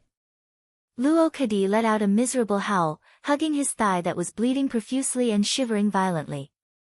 Tai Yuewu sat behind the table placed right in the middle of the hall, and slowly told him the identity of Lu Qingfeng's biological father, as well as what had happened recently. After that, Tai Yuewu continued in an indifferent tone, "For your own good, for your mother's sake, and for the sake of your grandfather's family, you have to return to Ji City with the quickest speed, and inherit everything left behind by your father." Wu Qi felt a chill running down his spine. He sized up Tai Yuewu from top to bottom and sighed with emotion in his heart. Tai Yuewu sneered. Suddenly, she pointed her finger at Luo Kadi. Lu Qingfeng, who was sitting on the right side of Tai Yuewu with his head lowered, had a calm expression on his face. Tai Yuewu snorted coldly and said, "Luo Kadi, how dare you?" Luo Kadi's facial expression turned ugly. He gritted his teeth and looked at the huge three-leaved pansy emblem on the chest of the mountain-shattering iron cavalry. He then asked in a cold voice, "Madame Ruyang, what are you doing? Didn't our princess reach an agreement with your Lu family?" If the Crocata's cavalry was a surging flame, then the mountain-crushing cavalry would be a stable mountain. Perhaps it was because the Lu family was wealthier than the royal family of the Lu kingdom, but no matter how Wu Qi looked at them, he felt that the armors and weapons of these 8,000 mountain-crushing cavalrymen were much better than those of the Crocata's cavalry of the Yulin royal guards. Tai Yuewu had a bright smile on her face, but in her heart, she was shocked to the extreme. Without the help of his clan, without taking any miraculous pills, and without the personal guidance of a Xiantian realm expert, how did Lu Qingfeng manage to break through into the Xiantian realm? And how did he manage to keep a Xiantian expert by his side? This was simply impossible. Lan Xiaozi, who was coiled behind Tai Yuewu, let out a sharp hiss. With lightning speed, she leaped out and bit Luo Kadi's thigh. Luo Kadi let out a miserable howl, and his body suddenly fell to the ground. Mal Yang moved like lightning. He pulled out a dagger and swung it forcefully, slicing off 1 kilogram of flesh from Luo Kadi's thigh, cutting off all the flesh near the bite wound of Lan Xiaozi. Tai Yuewu immediately turned to look at Lu Qingfeng with astonishment, then she glared fiercely at Wu Qi. Her pretty face was like a blooming flower in spring. She had a very charming smile on her face as she said, "Io, my dear son, you actually have the cultivation base of Xiantian realm? And, how should I address you, little brother? To be able to reach Xiantian realm at such a young age, what a rare feat." Wu Qi looked curiously at the mountain-crushing cavalry. Their mounts seemed to be a hybrid between a cow and a horse. They had the head of a cow and the body of a horse, and had a sturdy build. There were 2 sharp horns protruding from the top of their heads, and when they were clad in heavy greenish-gray armor, they gave off the impression of a small moving mountain. The mountain-crushing cavalry's cavalrymen were also burly men with exceptionally sturdy builds. They were clad in fully enclosed heavy armor, and each of them held a short mace in their hands. They looked mighty and heavy, and looked extremely intimidating. When Lu Qingfeng saw Tai Yuewu rushing over with the Lu clan's mountain-crushing cavalry, he couldn't help but widen his eyes. Hastily, he pulled the baffled Wu Qi along with a group of hangers-on and selected 3,000 fully armored city guards. Then, they moved away the blockage on the city wall and lined up to greet the mountain-crushing cavalry. The mountain-crushing cavalry opened up a path. Mal Yang hastily bandaged Luo Kadi's wound, then he bowed respectfully at Tai Yuewu. After that, he hastily led the remaining subordinates and left the encirclement. Over 30 MO machines were left on the same spot, and Mal Yang didn't ask anyone to take them away. The Crocata's cavalry of Yulin army left quickly. Tai Yuewu breathed out a faint sigh, then slowly turned around. Her pretty face, which looked like a 16-year-old beauty, was covered with sparkling and translucent tears. From afar, she spread her arms towards Lu Qingfeng and cried out with a sorrowful voice, "Qingfeng, my dear son, I'm late. Did you suffer any grievances?" A whistling of swords rang out, as 4 6-feet-long sword beams glinting with a bright green gleam shot out and circled around over 30 MO machines in a blink of an eye. The sword beams pierced into the MO machines from somewhere, accurately killing the soldiers who were controlling the MO machines. Muffled and miserable cries were heard coming out from the MO machines. In just a blink of an eye, over 30 MO machines had lost their threat. Is that so? Then, can I travel through the night to G City? Muffled footsteps were heard coming slowly. The heaven, earth, and human armies of blood-draining army had dismounted from their horses a few miles away, lining up in an orderly formation and slowly pressing towards Little Meng City. When they were about 2 miles away from Little Meng City, the 3 armies split up. The heaven and earth armies guarded the north, northwest, south, and southwest sides of Little Meng City, while the human army kept pressing towards Little Meng City. A whistle rang out, and the barbarian army quickly retreated into the woods, especially those bird barbarians, as they ran faster than anyone else.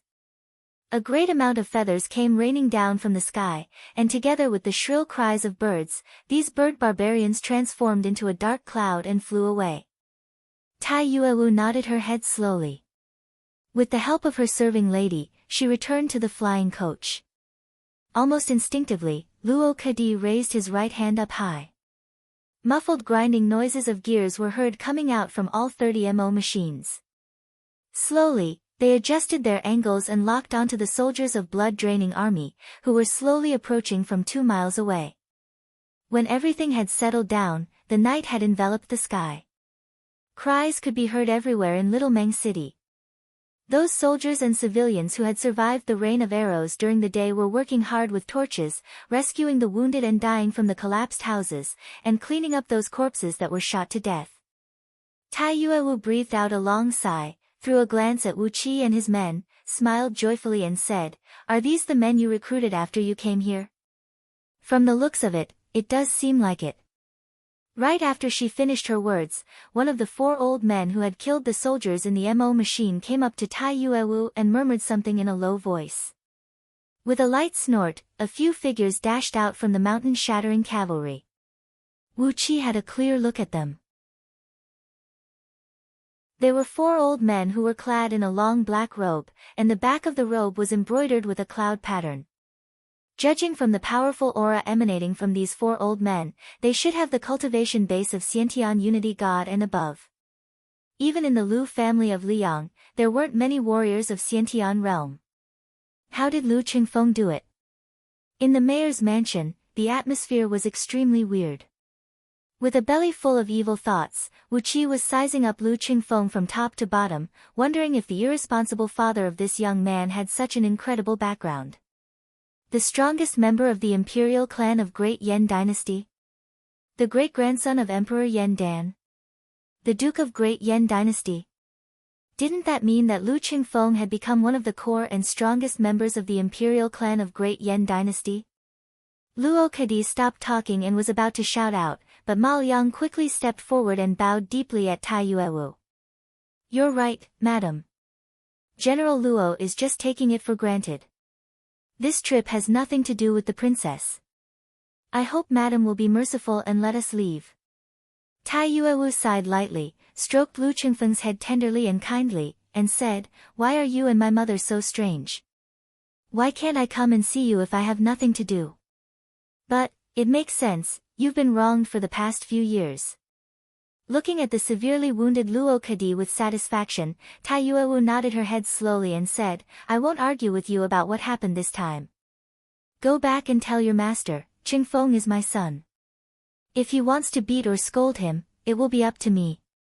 No one can use that groundless accusation to kill him." 3 deer pulled the flying coach and arrived at the outskirts of Little Meng City. They circled around the city wall and came in front of Luo Kadi and Ma Liang. Looking at the approaching army, the barbarian leader's face fell. A scarlet-red carpet flowed out from the coach like flowing water, stretching out in front of Tai Yuewu and coming in front of Luo Kadi. With a cold face, Tai Yuewu walked slowly on the soft carpet and came in front of Luo Kadi.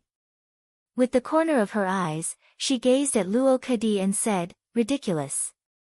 What right does Princess Yingchuan have to come to an agreement with us, the Lu family?" No matter how he looked at her, Tai Yuewu was Lu Qingfeng's younger sister, or even his niece. She didn't look like his biological mother at all. It could only be said that she had taken good care of herself, and Lu Qingfeng looked too mature and experienced. Wu Qi's heart started pounding violently. He recalled what Lu Qingfeng had told him not long ago, something related to the cultivation sects of Great Yan Dynasty. Luo Kadi glared at her and was about to say something, but Mao Yang quickly pulled him back and came in front of Tai Yuewu. He bowed and bowed, laughed dryly and said, we dare not, we dare not. How could we go against Madam? Regarding what happened today, we'll just do as Madam says. I hope Madam won't blame us. We've offended you in some way. For the sake of Her Highness and His Majesty, Madam, please let us go. Tai Yuewu tilted her head up proudly and said in an indifferent tone, how dare you go against me with just these MO machines? Luo Kadi, how dare you? The blood-draining army was the strongest army in the border army of the Lu Kingdom. All the soldiers were elites who had gone through hundreds of battles. As the human army approached slowly, an intense murderous aura soared into the sky. Compared to them, the Yulin army, who lived a luxurious life in the Lu Kingdom, was stimulated by the murderous aura and broke out in cold sweat. Chapter 61. On the main road, a line of 12 flying coaches was speeding forward under the protection of several thousand cavalries. This was Lu Qingfeng and his men, who had set out overnight. All the coaches were of the same design, 8 feet wide and 50 feet long.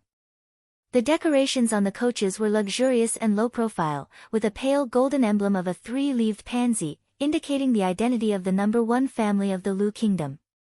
Underneath the coaches, a formation inlaid with pale green energy stones was glowing brightly, and an invisible airflow was pushing the coaches 3 feet above the ground. Occasionally, some leaves would fall from the woods along the road, but when they were a few feet away from the coaches, they would be blown away by an invisible breeze. 8,000 mountain-crushing cavalries, 500 elite cavalries from the 3rd Battalion of Little Meng City Guards, 600 villagers of Meng Village, and the 2,000 hanger-ons that Lu Qingfeng had recruited in Little Meng City during these few days, this silent troop had more than 13,000 men. Half of the waning moon was hanging high in the sky, and the wind was very strong. Dark clouds would pass by the face of the moon from time to time, and the woods would be dark and bright at times, filling the air with a strange atmosphere. Dense dark fog kept gushing out from the woods on both sides of the road, but it was torn into pieces by the countless torches in the troop. In the 3rd coach, Wu Qi was sitting cross-legged in the corner of the coach.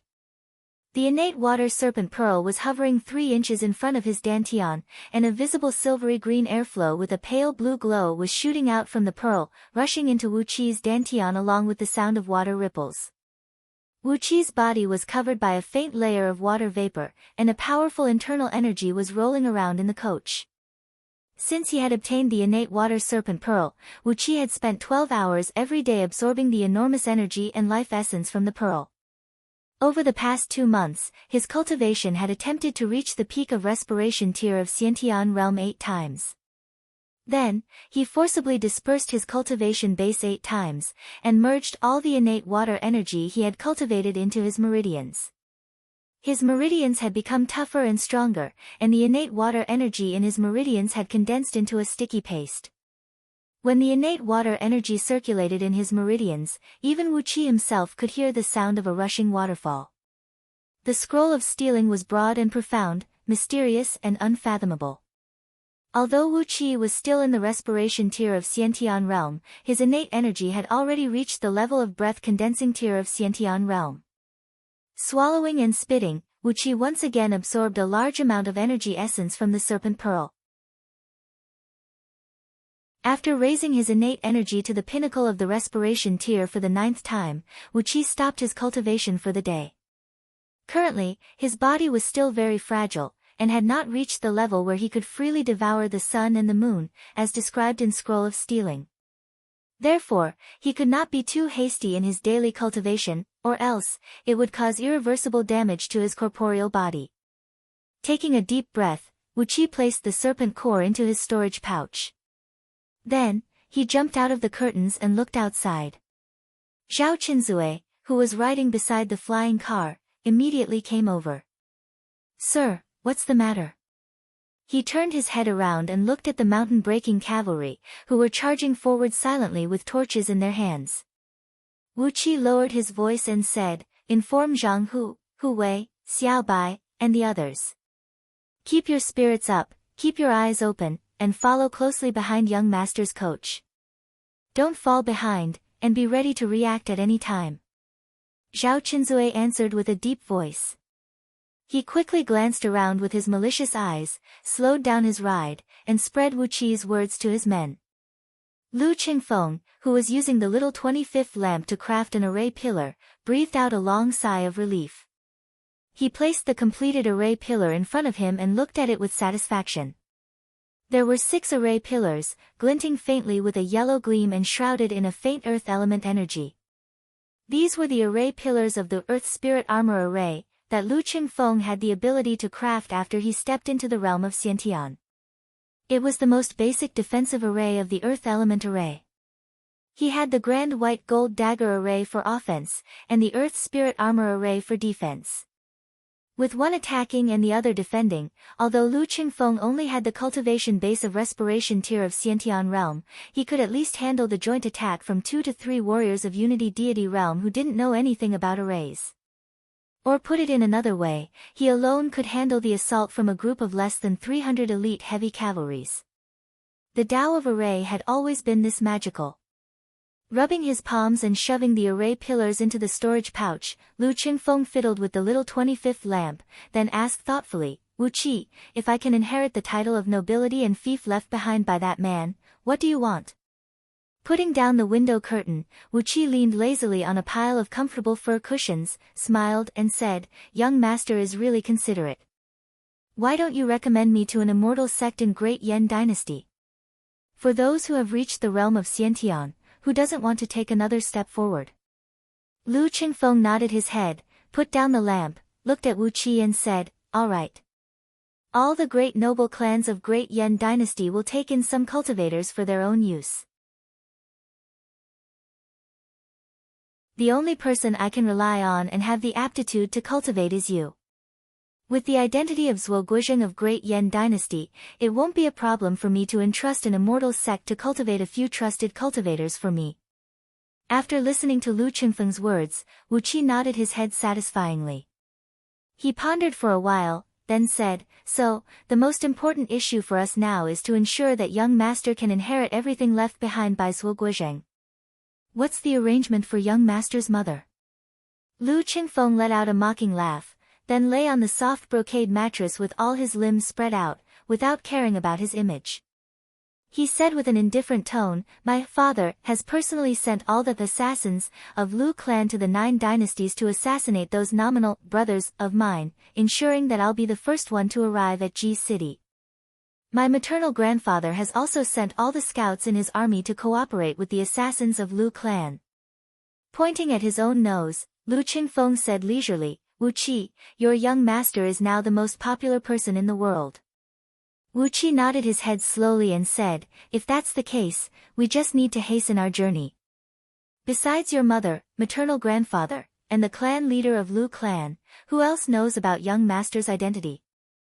Lu Qingfeng said with a cold voice, "Besides you, me, and the 3 of them, no one knows that I'm actually the son of Yan Buji." Wuqi immediately breathed out a sigh of relief. He counted with his fingers and said, "If that's the case, at least before we enter Ji City, we won't be in any danger." The large group of men and horses continued their journey at top speed, following the only main road that led from Little Meng City to the outside world. After traveling for over 400 miles in just one night, they had left the mountainous region of Meng Mountains and entered the flatland outside the mountains. When the sky was about to break, following the deep and muffled clatter of hooves, the large group of men and horses rushed out from the mountains. Suddenly, from a patch of barren land by the roadside, a loud and hoarse cry was heard. The cry sounded like the howl of several hundred wild wolves who were forced into a desperate situation. It was sharp and sonorous, filled with a dreadful aura that could make one's hair stand on end. Wu Qi could hear it clearly. Amidst the howl, the clearest voices were the voices of Luo Kedi and Mal Yang. Along with their cries, he could hear the clashing of weapons and the cracking of bodies. Abruptly, Wu Qi pulled back the curtain. In a small depression 1 mile away from the roadside, over 30,000 soldiers were besieging the Crocata's cavalry of Yulin army, who had less than 300 soldiers left. The barren land by the roadside was densely covered with dead bodies. Among them, there were several thousand dead bodies of Yulin army and Crocatas, but most of them were dead barbarians clad in fine armors. Occasionally, there were a few dead bodies clad in light green armors, holding long spears in their hands. In that small depression, a large number of barbarian soldiers clad in the standard armor of Lu Kingdom were fighting fiercely with the Crocata's cavalry led by Luo Kedi and Mal Yang. These barbarian soldiers, whose faces were densely covered with all kinds of embroidery and had a ferocious appearance, were letting out strange cries while waving their weapons and charging forward. Even though Luo Kedi and Mal Yang had inflicted a great number of casualties on them, they still refused to retreat. Behind these barbarian soldiers were over 3,000 cavalrymen, riding on slender green beasts. They were clad in light green armors, holding light green long spears in their hands, and had a 6 feet long specially made longbow strapped to their back. The Crocata's cavalry howled crazily, their bodies bathed in blood as they fought fiercely with the barbarian soldiers. Each Crocata's cavalry could kill an enemy a few times more than them, but the number of barbarian soldiers here was at least 100 times more than theirs. They were like a small boat floating in the middle of a vast ocean, constantly being slapped by the huge waves. Every time the waves slapped, a few Crocata's cavalry would be torn into pieces by the barbarians. Suddenly, the army halted on the main road.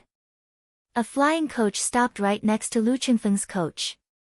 Tai Yuewu lifted up the curtain and gestured at Wu Qi. Wu Qi gave Lu Qingfeng a kick. Only then did Lu Qingfeng crawl up from the ground, poking his head out from the window lazily. For the sake of you, your maternal grandfather has deployed the most elite troop of the Three Mountains province, the Green Wind Cavalry, to cooperate with the soldiers of Brotherhood of Mountains clan to annihilate the Crocata's cavalry. Wu Qi's heart twitched. He turned to look at Lu Qingfeng and Yi Yan. Marquis Yuanyang was the one who colluded with the strongest clan in Meng Mountains in the Lu Kingdom? If that was the case, what was the intention of Tai Yuewu and the others when they sent Lu Qingfeng to Little Meng City? Lu Qingfeng's face twitched as well. But very soon, he put on a filial and humble smile. Tai Yuewu yawned lazily and said in a leisurely manner, "This is for your own good. You have to remember what your maternal grandfather has done for you. If you let Luo Kedi and his men return to the capital, with the cunning of Princess Ing Chuan and the others, it is not difficult for them to figure out your identity. Therefore, it is better for them to die here." Lu Qingfeng gazed deeply at Tai Yuewu, then he cried out in a deep voice, "We could have killed them outside of Little Meng City, why do we have to do it here?" Tai Yuewu twisted her lips and giggled, "My good boy, your mother loves to see the expression of those people when they are feeling proud of themselves, but when they suddenly find themselves in a desperate situation. Look, Luo Kedi and Mal Yang, aren't they very angry and in despair now?" Lu Qingfeng didn't say anything. On the other hand, Wu Qi felt a chill in his heart. The mentality of Tai Yuewu was almost a pervert. He quickly gave Tai Yuewu a glance. This was a woman with a twisted mentality. The troubles that Lu Qingfeng would face in the future would not be limited to what was happening now. She would try her best to control Lu Qingfeng in her hand, and let Lu Qingfeng use the power he possessed in the future to serve the ambition of her and her clan. Perhaps, he should find a way to kill Tai Yuewu in advance. However, she was, after all, Lu Qingfeng's mother. As for Lu Qingfeng, no matter what, he was his friend now. Killing his friend's mother for the sake of his friend and his own benefits? Suddenly, Wu Qi's heart felt heavy, and a sense of guilt came over him out of nowhere. Tai Yuewu giggled, then lightly clapped her hands. Led by 4 Xiantian sinecures of Lu family, 1,000 mountain-crushing cavalry launched an assault towards the Crocata's cavalry led by Luo Kadi and Mal Yang.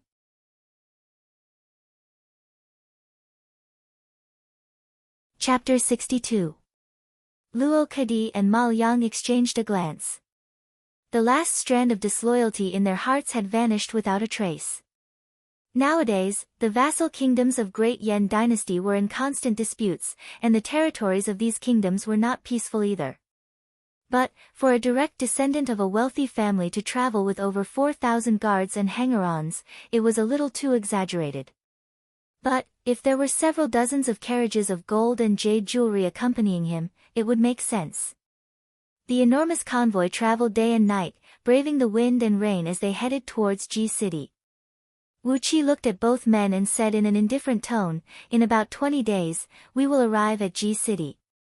Before we arrive at Ji City, you will need at least half a month to circulate your energy and restore your cultivation. Today is your last chance. If you don't submit to our young master today, you will be useless in a few days." From the Lu Kingdom to Ji City, the capital city of Great Yan Dynasty, they had to cross through 7 vassal kingdoms, namely the Gao Ling Kingdom, Wen Kingdom, Li Shan Kingdom, Gao Kingdom, Hu Kingdom, Jilet Kingdom, and the 3 Song Kingdom. Among these 7 kingdoms, the Gao Ling Kingdom and the Lu Kingdom were mortal enemies. Every 3 to 5 years, a big or small war would break out between the 2 kingdoms. As for the other 6 kingdoms, they were either on friendly terms or hostile terms.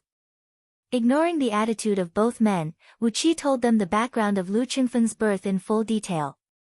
He also told them that Lu Qingfeng had gained an absolute advantage in the struggle to inherit Yan Buji's legacy.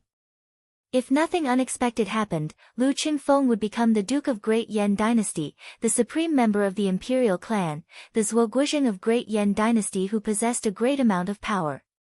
After spending half a year without moving, lying in the carriage like a living dead, Luo Kadi and Mal Yang had been tortured to the point that they would rather be dead than alive. A cultivator who possessed a spirit root and was born with a nascent embryo could break through the embryonic breath tier of Xiantian realm, form the Jin Dan, and become an earthwalker immortal. Luo Kadi had his eyes fixed on Wu Qi as well. He sneered and said, "What if we insist on not submitting to him?" Facing Lu Qingfeng, who was about to inherit all of Yan Buji's legacy, 2 Xiantian warriors seemed to be nothing. Luo Kadi and Mal Yang were shocked when they heard this. They stared at Wu Qi as if they had just seen a ghost, and couldn't react for a while. The title of lady conferred by Great Yan Dynasty was 10,000 times more honorable than the title given to her by the Emperor of Lu Kingdom. Rof City. That was a small city with a population of less than 50,000 in Rof Kingdom. In Great Yan Dynasty, a top-notch madam would have at least several dozens of big cities as her fief. Wu Qi came next to the 2 men and sat down cross-legged.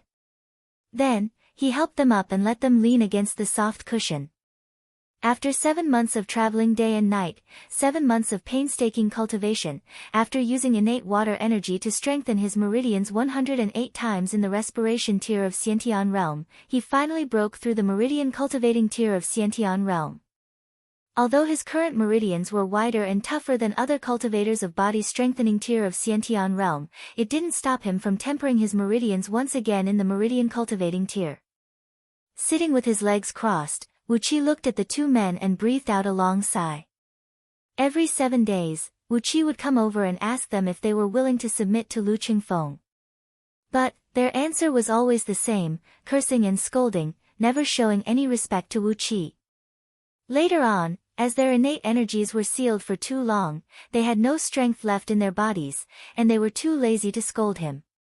Every time Wu Qi came, they would just snort weakly and ignore Wu Qi. The scroll of stealing was a cultivation technique that was completely different from the orthodox cultivation technique. Gao Ling Kingdom, Wen Kingdom, Lishan Kingdom, and all the other vassal kingdoms were left behind. Apart from being blackmailed by some officials along the way in Gao Ling Kingdom, which cost them quite a sum of money to pay for the journey, when they passed through other vassal kingdoms, they did not encounter any difficulties. The difference between a warrior and a cultivator was like the difference between bronze and gold, or the difference between a mortal and an immortal. Both men were calculating all the possible changes that could happen in the future. However, Wu Qi was not interested in these calculations. He sprung up, and with just a few leaps, he had arrived at a flying coach at the back of the fleet. Wu Qi gave both men an appraising glance for a long while, and finally, a smile emerged on his face. According to the clan rule of Great Yan Dynasty, once Lu Qingfeng inherited Yan Buji's legacy, she would also be conferred a title by Great Yan Dynasty. Although she was already married, it wouldn't stop her from becoming a true top-notch lady of Great Yan Dynasty. Her son was a duke of Great Yan Dynasty, and thus, the title of lady conferred to her would not be any lower than that of a duke. Perhaps, her title would be comparable to that of a king. Wu Qi said straightforwardly, "With the current overall strength of our young master, we can't guarantee his future benefits. If both of you are willing to submit to our young master, glory, splendor, wealth, and honor will be yours. If not, I'll cripple your cultivation base right now." Once Lu family replaces the Lu Kingdom's royal family, it will be inevitable that your entire clan will be wiped out. These two men were Luo Kedi and Ma Liang. Great Yan Dynasty, the Great Yan Dynasty that was established over 2,000 years ago. Its emperor was called Yan Dan, and it had a group of famous ministers, whose names were Jing Ku, Gao Jianli, and Qin Wuyang. As a warrior, without any spirit root, his cultivation base was at most embryonic breath tier of Xiantian realm. Even without entering the coach, Wu Qi could sense the wild ambition that was emanating from Tai Yuewu's body. Perhaps, when Lu Qingfeng inherited everything left behind by Yan Buji, the Lu Kingdom would have to change its name to Lu Kingdom. 7 months later, when the mounts of the cavalrymen had become much thinner, and the once strong and sturdy mounts had become so skinny that they could be burned as firewood, the company finally left the Three-Song Kingdom and entered the territory of Great Yan Dynasty. From here, there was an official road, passing through 13 provinces and 378 cities. After traveling for over 33,500 miles, they would arrive at the capital city of Great Yan Dynasty, Ji City. "If you don't submit, I'll cripple your cultivation base, and let you witness how your entire clan is killed with your own eyes." Tai Yuewu lowered her head and squeezed into the coach. Then, she let out a joyful laugh and said, "Qingfeng, among those competitors of yours, there are only 3 of them left now. All the others have been killed. Now, they are still half a month away from the territory of Great Yan Dynasty. If nothing goes wrong, all the belongings left behind by your father will be yours now." Over 7 months ago, Tai Yuewu had commanded the mountain-shattering cavalry to wipe out their army. For Xiantian sinecures from Lu clan had besieged both of them, severely wounded them, and captured them alive. Under the request of Wu Qi, both of them had their Dantian's energies sealed, and were confined in the coach. They had been traveling with the company for over 7 months. After a long while, Ma Liang said with a dry voice, "Since we are going to submit to young Master Lu as our hanger-on, are we really going to meet him like this?" Fearing that Lu Qingfeng's identity would be discovered by the people from the vassal kingdoms along the way, after they left the territory of Lu Kingdom and entered the territory of Gao Ling Kingdom, the company that escorted Lu Qingfeng had changed their outfits. The fine armors used by the military were replaced by the armors used by the wealthy commoners, and all the mounts and weapons were changed accordingly. Even the emblem on the 12 flying coaches had been changed to the emblem of a wealthy clan in Lu Kingdom, the clan that specialized in the ironware business, the Tao clan. A few burly men from Meng village who were sitting cross-legged in the corner of the coach smiled and nodded their heads. They rose and walked out from the coach, standing behind the coachman. Wu Qi rose to his feet and glanced at the vast and boundless land around him. Slowly, a stream of water vapor sprayed out from his mouth to a distance of 30 feet. The fist-sized innate water serpent pill rolled up into the air, obediently flying back into his storage bag from his dantian. Suddenly, a melodious cry of an eagle was heard coming from the sky. A small white eagle swooped down from the sky, transformed into a white beam and squeezed into Tai Yuewu's coach. After a while, Tai Yuewu suddenly walked out from the coach with a loud laugh. With just one step, she came up to Lu Qingfeng's coach. After entering the coach, Wu Qi took out a flint and lit up the white candle on the candlestick placed at the corner of the coach. Under the guise of going to Ji City to study, Lu Qingfeng and his company of over 4,000 men were traveling at the fastest speed towards Ji City. Wu Qi stared at Luo Kedi and Ma Liang, who had an unsightly expression on their faces, mockingly and said, "To be honest, 2 Xiantian warriors do not mean much to our young master. You are not cultivators of Xiantian realm. You should know very well the difference between the value of a warrior and a cultivator." Lu Qingfeng's cold voice was heard coming from the coach. He and Tai Yuewu began to calculate how they could smoothly obtain the things left behind by Yan Buji. Although the imperial family court of Great Yan Dynasty had made a decision that the child of Yan Buji who arrived at Ji City first would inherit everything he had, who knew if there were any changes in the decision? To many people in Great Yan Dynasty, the fief of 2 provinces was a great temptation. Ma Liang fixed his gaze on Wu Qi and said with a deep voice, "No matter what, we are still Xiantian grandmasters.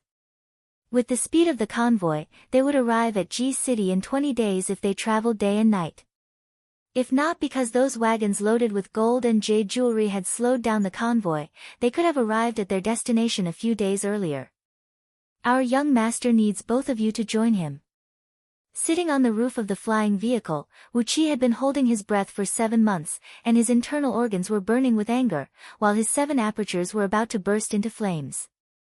He stared blankly at the vast flatland that stretched as far as the eyes could see.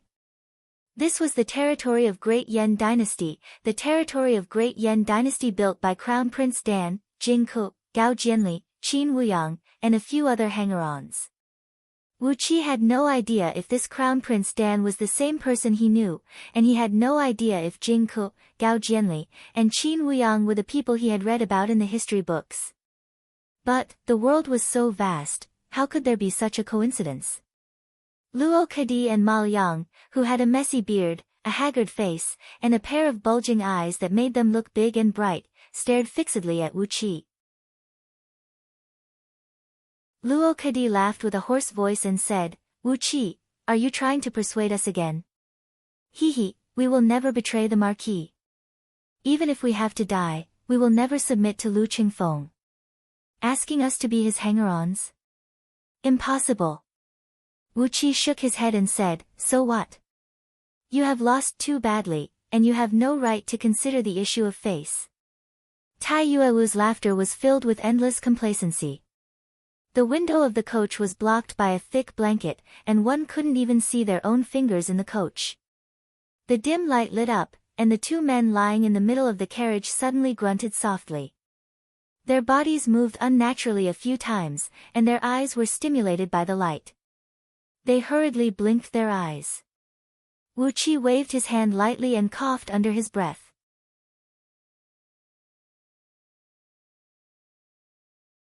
Chapter 63. After traveling for 19 days in the territory of Great Yan Dynasty, Wu Qi and his company finally arrived at Ji City. Ji City was the capital city of Great Yan Dynasty. Over the past 2,000 years, it had gone through 15 times of expansion. During each expansion, the original city wall would be strengthened, and another city wall would be built a few miles away from the original city wall, enclosing a larger area of the city. Therefore, from the outermost city wall to the innermost palace wall, Ji City had a total of 17 layers of high walls. 30 years ago, Ji City had just gone through its latest expansion. The newest layer of city wall measured 180 miles in both width and length. Amidst the thin morning mist, the tall city wall looked like a sleeping dragon, lying quietly on this boundless flatland. Each layer of the city wall was 150 feet tall and 100 feet thick. It was entirely constructed with the extremely sturdy black glowing rock. Between the rocks, a solution of 5 metals was poured, making the city wall even more indestructible. On the surface of this black glowing rock, which was twice as sturdy as a diamond, there were also many runes of earth element engraved on it, constantly extracting the natural energies from the underground energy veins to strengthen the city wall. From time to time, the city wall would emit a pale yellow gleam, making it look very frightening. On top of the city wall, there was an archer tower that stood 1,000 feet tall every 2 miles. The archer tower measured 100 feet in both width and length, and had a total of 9 floors. A great number of MO machines and ballistae were deployed on top of them, giving them a frightening lethality. Inside the city wall, there were countless hiding holes and tunnels. One could even see with naked eyes, peepholes, holes for spears, and holes for arrows. Looking at these pitch-black holes would send a chill down one's spine. As the army approached the city wall of G City, Wuqi could feel his heart beating faster and faster. His blood was rushing and flowing in his veins, making him feel dizzy. Instinctively, he felt that something would happen in this huge capital city, something that would have a great impact on him, or even the entire Great Yen dynasty. Taking a deep breath, Wuqi pointed his finger at a wooden talisman hanging on his waist. A few simple runes on the wooden talisman flickered with a bright light, and a faintly discernible force spread out from the wooden talisman, covering the ripples of Wuqi's innate energy. From the looks of it, Wuqi was just an ordinary martial artist with 30 to 40 years of inner force cultivation.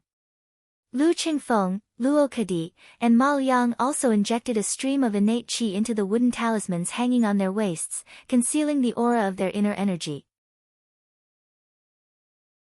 The 4 aura-concealing talismans were personally made by Lu Qingfeng.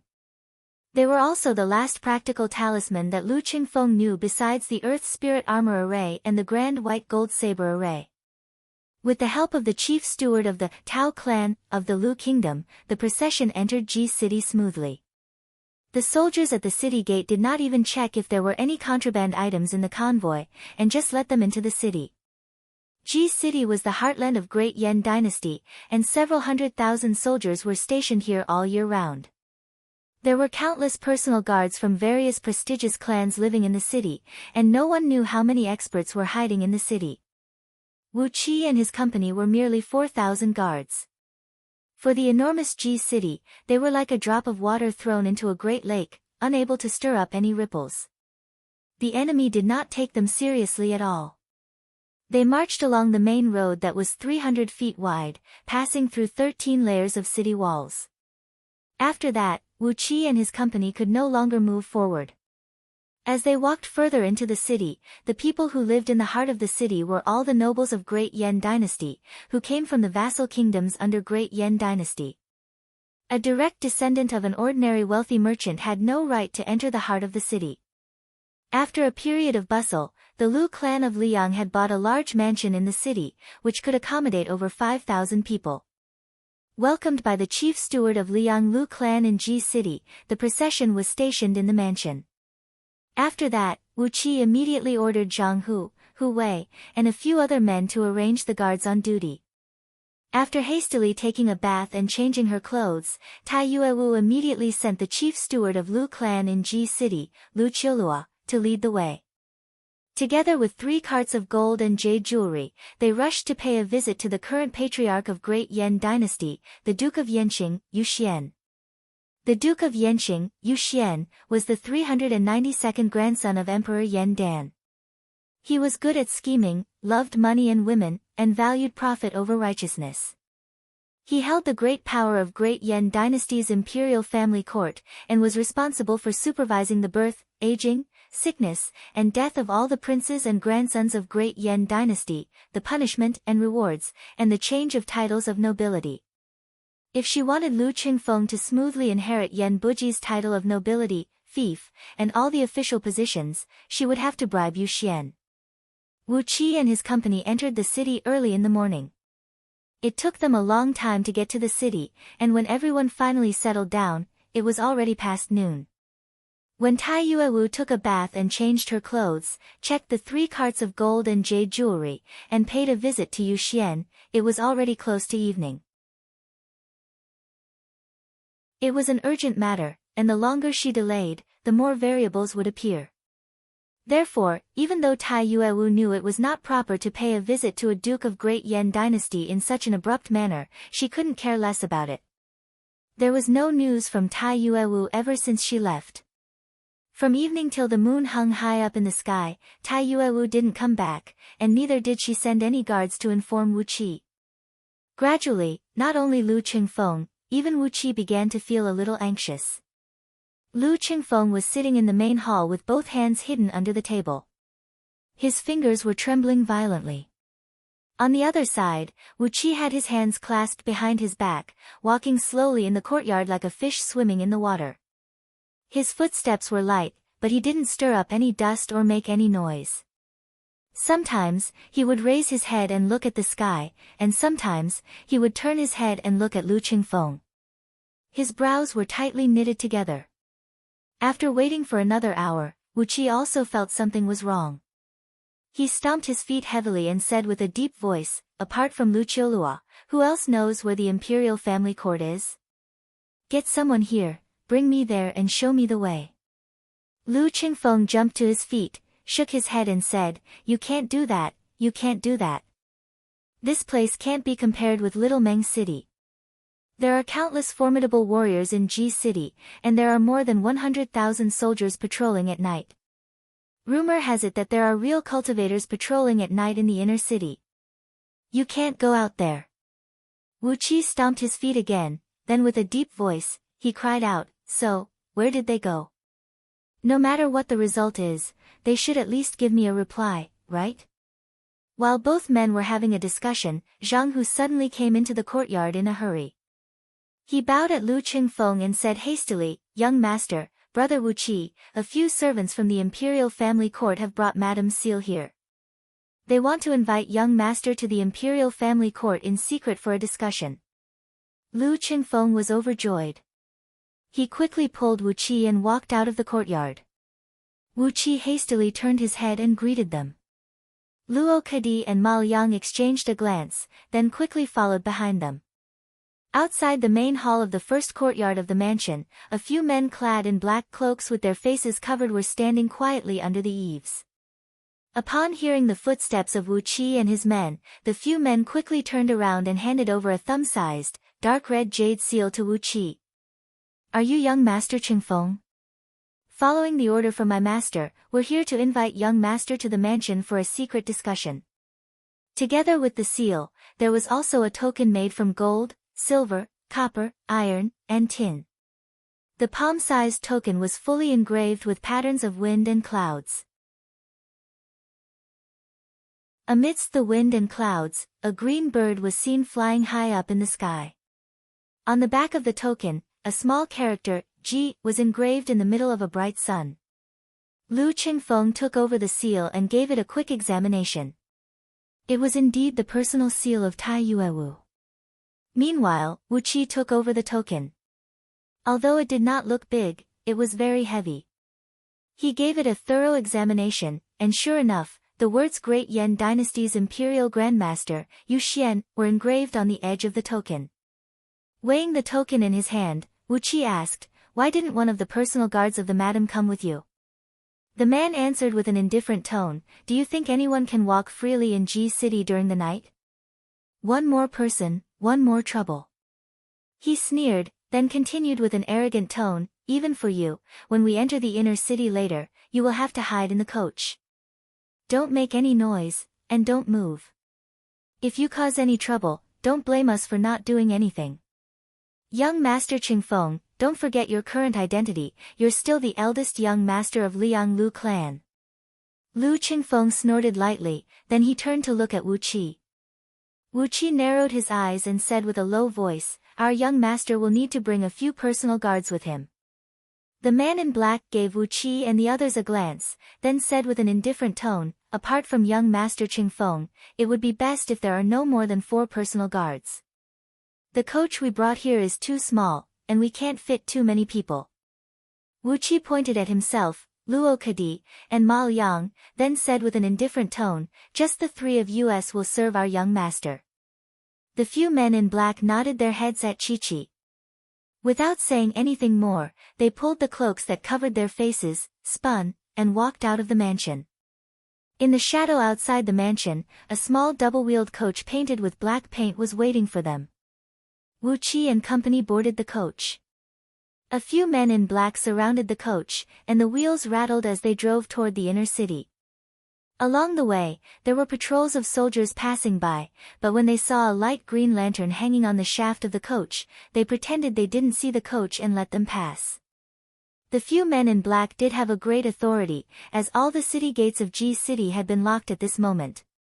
Without alerting anyone, they opened two small side doors on the city wall and went straight into the inner city. The streets in the inner city of Ji City were still the same as they were 2,000 years ago. The widest street was no more than 30 feet.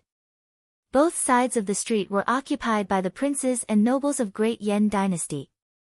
The walls were over 100 feet tall, which made the street look even narrower. The few men in black drove the coach to take a detour, and finally turned into a remote alley. The coach stopped abruptly. Wu Qi, who had been observing the surroundings through a slit in the window, was startled. It was completely dark here, and there wasn't even a door. How could this be the imperial family court? Hastily, he asked in a low voice, "My friends, where is this place?" The few men in black laughed at Chi-Chi, then suddenly spun and leaped into the darkness. Wu Qi was startled. He let out a loud cry and kicked the door of the coach. A muffled sound rang out, and the door shattered into countless debris. Wu Qi sprung out from the coach. Amidst the darkness, several dozens of strong gusts approached soundlessly. In just a blink of an eye, they had arrived next to Wu Qi and enveloped his entire body. More strong gusts came assaulting the coach. The harsh cold air made Lu Qingfeng and the other two men in the coach break out in cold sweat.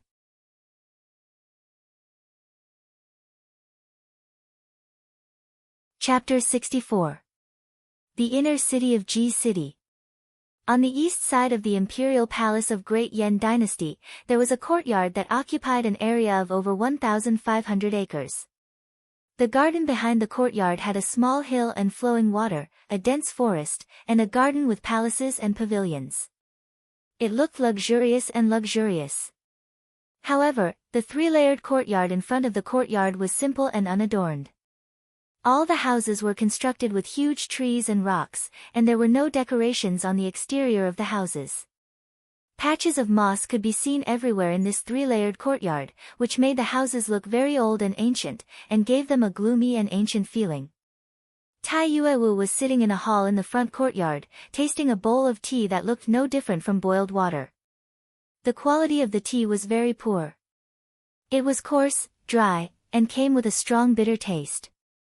If not for Lu Qiulua leading the way, Tai Yuewu would never believe that this was the mansion of Great Yan Dynasty's imperial grandmaster, Duke Yanxing, Yuxian. She would have thought that this was the residence of some peddler. The hall was about 100 feet wide, and it was spacious and tall. However, there were not many furnishings in the hall. Apart from a piece of worn-out red carpet on the floor, bronze candlesticks placed at the four corners of the hall, and a few broken tables with their paint peeling off, there was nothing else in the hall. The floor of the hall was uneven. When Tai Yuewu entered the hall, she saw two mushrooms growing on top of the rotten threshold. Although there were 4 large bronze candlesticks in the hall, each of them was lit with only 3 white candlesticks the size of a little finger. The hall was so spacious, yet there were only so many candles, and the light was really dim. Tai Yuewu stretched out her hand, but she could barely see her own fingers. Coupled with the patches of moss in the courtyard, the broken furnishings, and the 2 mushrooms growing on the threshold, how could this still be the mansion of a Duke of Great Yan Dynasty? Obviously, it was a haunted mansion that had not been inhabited by anyone for several hundred years, and had been haunted by ghosts for over 100 years. A few serving ladies were standing in the hall, looking weak and feeble, skinny like a reed, with potholes all over their bodies, and staring blankly like zombies. It made the hall look no different from a haunted mansion. The clothes worn by these few serving ladies were made from coarse linen. Not only were they not washed properly, there were many patches on their sleeves. While frowning, Tai Yuewu gave these few serving girls a few more glances, twitched her mouth, picked up the teacup, and poured a few mouthfuls of bitter tea into her mouth. How did Yu Xian mansion manage to find these few maidservants? This world's world spirit qi was extremely abundant, and there were a lot of beautiful girls in this world. On the contrary, it was very difficult to find a few ugly girls. Yu Xian's butler must have put in a lot of effort to find these maids who looked like moldy potatoes. Tai Yuewu sighed inwardly and shook her head lightly. As soon as she entered the city, she immediately took a bath and changed her clothes before rushing to Yu Xian mansion. This kind of behavior was not in accordance with etiquette, but in a hurry, she couldn't care less. She successfully entered Yu Xian's mansion and was brought to this hall by the butler to wait for Yu Xian's audience. However, from dusk until the moon hung high in the sky, Yu Xian did not show up. Not even a single person of status came out to give her an explanation. In her sleeve, Tai Yuewu clenched her fists tightly. In the Lu kingdom, who dared to neglect her like this? However, this was the great Yan dynasty, the suzerain of over 100 vassal kingdoms under the heaven. Furthermore, Yu Xian was the man who held the power in the imperial family court of great Yan dynasty, and he had the important power to supervise all the kingdoms under the heaven. Putting aside the fact that Tai Yuewu was left hanging here, even if he did something more outrageous, she could only endure it obediently. Tai Yuewu breathed out a silent sigh, picked up the teacup, and gulped down all the tea in it. A serving lady with an ugly appearance, with a thumb-sized black sarcoma growing on her chin, came up to Tai Yuewu with a silly smile on her face. She grabbed the teapot and poured Tai Yuewu a cup of tea that had turned white. The action of this serving lady was crude and reckless, causing the tea to splash out from the teapot and stain Tai Yuewu's skirt. Tai Yuewu resisted the urge to slap this serving lady to death, gave her a charming smile, nodded her head lightly at the serving lady and said, "Thank you for your hard work, young lady." The serving lady giggled a few times at Tai Yuewu, then picked up the teapot and walked back to her original spot. She stood there with a blank expression like a wooden statue. Tai Yuewu lowered her head and rolled her eyes without anyone noticing. Looking at the water stain that was slowly spreading on her exquisite and expensive palace dress, all the muscles in her body tightened. Her fingers were clenched tightly into fists under her sleeves, and with great effort, she managed to restrain the evil intention in her heart. The front courtyard of the imperial family court was old and dilapidated, looking like a haunted house, but the back courtyard was a luxurious garden. Behind an abode constructed with golden cassia wood, there was a large pool that was excavated in the open air.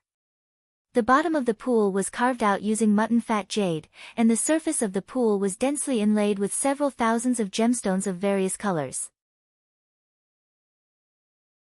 A tall and skinny old man was seen sprinting on top of a fair and delicate body with all his strength. The sweet moaning of the old man drifted far away with the wind, making one's heart itch. An old man with a fair face and no facial hair, tender skin, and a face that looked like a peeled egg, was standing at the edge of the pool with a big smile on his face, staring at the skinny old man without blinking. After a full half an hour, the skinny old man finally let out a long sigh of satisfaction. His body trembled a few times, then he slowly straightened his back from the soft and delicate body. The old man rubbed the fair and delicate body with all his strength. Although skinny, he had a beautiful face that looked like an immortal. He asked with an indifferent tone, "Is that girl from Lu family still here?" The old man smiled and said, "Yes, she is. I've asked someone to inspect the 3 coaches she brought here just now. There are no common things like gold or silver in them, but only pearls, hawksbill turtles, energy stones, beast cores, and some other good stuff. Although the number is not much, I think its value should be at least 3 million gold coins." The skinny old man, the imperial grandmaster of Great Yan dynasty, Duke Yan Xingong, Yu Xian, had his eyes lit up and said, "Oh? 3 million gold coins. This is just a small clan in the Lu kingdom, but they do have some wealth." Yu Xian let out a long sigh and patted the body of the girl he was sitting on. He stood up, frowned and said, I've miscalculated.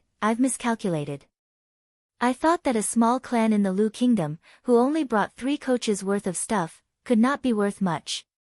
That's why I left her there. I didn't expect that there were actually 3 million gold coins. This is a heavy gift. She brought such a heavy gift to me, yet she neglected it. If this news gets out, my reputation will be ruined. The old man laughed dryly and explained in a low voice, I can't blame you, my lord. It's my fault for not doing my job well. The things in those 3 coaches are not ready-made gold or silver. As for how much those treasures are worth, I can't tell for sure, can I? That's why I asked 2 old shopkeepers who are knowledgeable in treasures to help me appraise them. It took me a long time to finish appraising the value of all the treasures in those 3 coaches. Yu Xian sighed, shook his head and said, no, it's still not right. I've miscalculated today, I've miscalculated. If this news gets out, my reputation will be ruined. Hurry up and help me change my clothes. I need to get this done as soon as possible. More than a dozen naked and charming young girls quickly walked out and helped Yu Xian quickly change his clothes. Blinking his eyes for a few times, Yu Xian pulled the few strands of beard on his chin, frowned and pondered for a while, then strode to a big tree next to the abode. He picked up a pebble the size of a toddler's head from under the tree, then fiercely smashed it on his own face. A miserable howl rang out, as Yu Xian had smashed his nose, causing 2 streams of blood to spray out. Yu Xian sighed lightly, then signaled the serving ladies to quickly stop the nosebleed. After that, he carefully applied some makeup on his face. Looking at the puddle of blood on the ground, Yu Xian breathed out a long sigh and said, is it easy to earn some money in these days?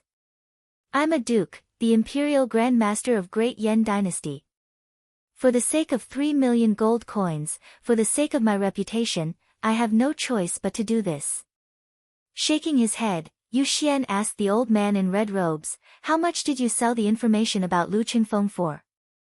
The old man hurriedly took a few steps forward, smiled and said, the information about Lu Qingfeng was sold for 10,000 gold coins, and the imperial family court token you made privately was sold for 50,000 gold coins. Don't worry, I've done everything well. The 60,000 gold coins have already been deposited into the inner treasury. Yu Xian nodded his head satisfyingly, pulled his burlap clothes, breathed out a long sigh and said, that's good, that's good. Isn't it just to earn some money? Do you think it's easy for me? Just when Tai Yuewu was about to lose her patience from waiting and was thinking about how she could take revenge on Yu Xian, she heard a light cough coming from behind the screen in the hall. Yu Xian, who had a bloody nose and a swollen face, and there were even streaks of blood under his nose, walked out in a sorry state with the help of 2 ugly maidservants. Before Tai Yuewu could stand up and greet him, Yu Xian hastily came up to her, cupped his fist and apologized, I'm ashamed, I'm ashamed. Today, when I entered the palace to discuss some business, I accidentally fell from my mount and hurt my face. I've just woken up. Thank you for waiting for me for so long, I'm really ashamed. Looking at Yu Xian's sunken nose, Tai Yuewu was shocked. She quickly rose to her feet with a smile on her face and said, you're being too polite, old master. Rong Yang has been waiting for a long time, and the reason why Rong Yang paid me a visit is because of my son, Qingfeng. In those years, Rong Yang and Lord Suoguozheng. When she said this, Tai Yuewu's face blushed, as if she wanted to say something, but stopped. Before Tai Yuewu could finish her words, Yu Xian said impatiently, I understand, I understand. Tomorrow, I'll do it for you. Qingfeng is the blood descendant of Great Yan dynasty, and he is my grandnephew. We are not strangers. After a few laughs, Yu Xian let out a long laugh and said, Buji doesn't have any legitimate son, but he has left many descendants outside. We all know about that. Whichever son of Buji arrives in Ji City first will inherit his title of nobility and fief. This is also the decision made by the imperial family court. The sanctimonious Yu Xian's lustful eyes quickly ran over Tai Yuewu's voluptuous breasts. In a righteous manner, he said, as long as it is verified that young Master Qingfeng is the blood descendant of Buji, he will be the Zhuo of Great Yan Dynasty.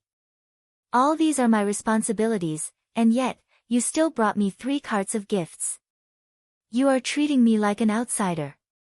Before Tai Yuewu could say anything, Yu Xian laughed out loud and said, don't do this again. I've always been an honest and upright man, and I won't take any of these ill-gotten gains.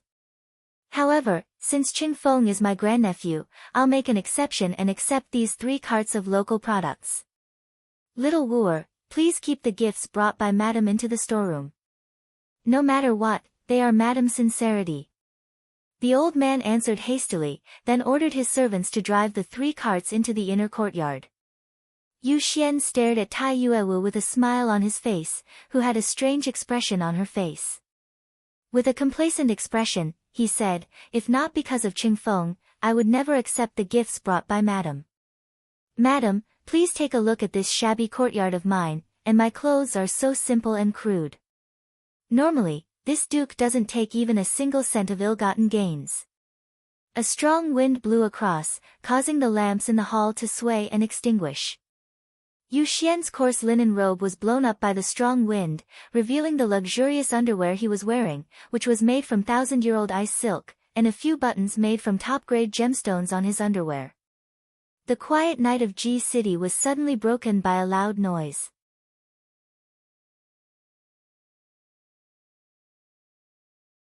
Chapter 65. Concentrating his innate water energy into his eyes, Wu Qi could clearly see what was coming at him from the darkness. It was a few dozens of triangular wind-breaking awls, each as thick as a finger and over a foot long. They were jet black and had an anti-reflective surface. These oddly shaped wind-breaking awls were exquisitely designed, and the craftsmanship was extremely high. They were shot out with a powerful mechanism at an extremely fast speed and did not make any sound while flying. If not for the fact that he had already entered the Xiantian realm and gained a preliminary divine sense, Wu Qi would not have been able to sense these things approaching him. He let out a breath and released his innate water energy from his body. A layer of flexible and dense gang energy covered his entire body. After that, Wu Qi thrust out 2 palms and greeted the few wind-breaking awls that were less than 10 feet away from him. Activating the hand of Web, an invisible whirlpool of air swept out, and a strange whistling sound of wind immediately rang out in the air. The sound of ripping cloth was heard. The 2 whirlpools that Wu Qi thrust out were easily pierced through by the wind-breaking awls, and the 10 feet protective gang energy that he had released outside his body was also easily broken by the wind-breaking awls. Not only that, the wind-breaking awls went against Wu Qi's gang energy, increasing its speed by 30% and shooting down like a bolt of lightning. These things could break gang energy. A blue light swirled in Wu Qi's eyes, and he suddenly saw the tiny talisman engraved on the surface of the wind-breaking awls. They were called wind-breaking talismans. These talismans were originally used on magical treasures like flying swords, specifically used to break the natural gang energy at high altitudes and increase the flying speed of flying swords. Surprisingly, they also had a miraculous effect when used on a warrior's gang energy. He also saw a faintly discernible black light at the tip of these wind-breaking awls. The sharpest tip of these wind-breaking awls was actually forged with a rare material called nether wind iron. This kind of millennium dark iron was a unique metal that could only be produced after absorbing the nether energy from underground for 100 years. It was also specialized in breaking gang energy of warriors. Wu Qi let out a strange cry. He did not dare to fight head-on. Holding his head with both hands, his body shrunk abruptly, turning into a meatball less than 2 feet in size. Then, he rolled and rolled on the ground, leaving a gust of wind behind him.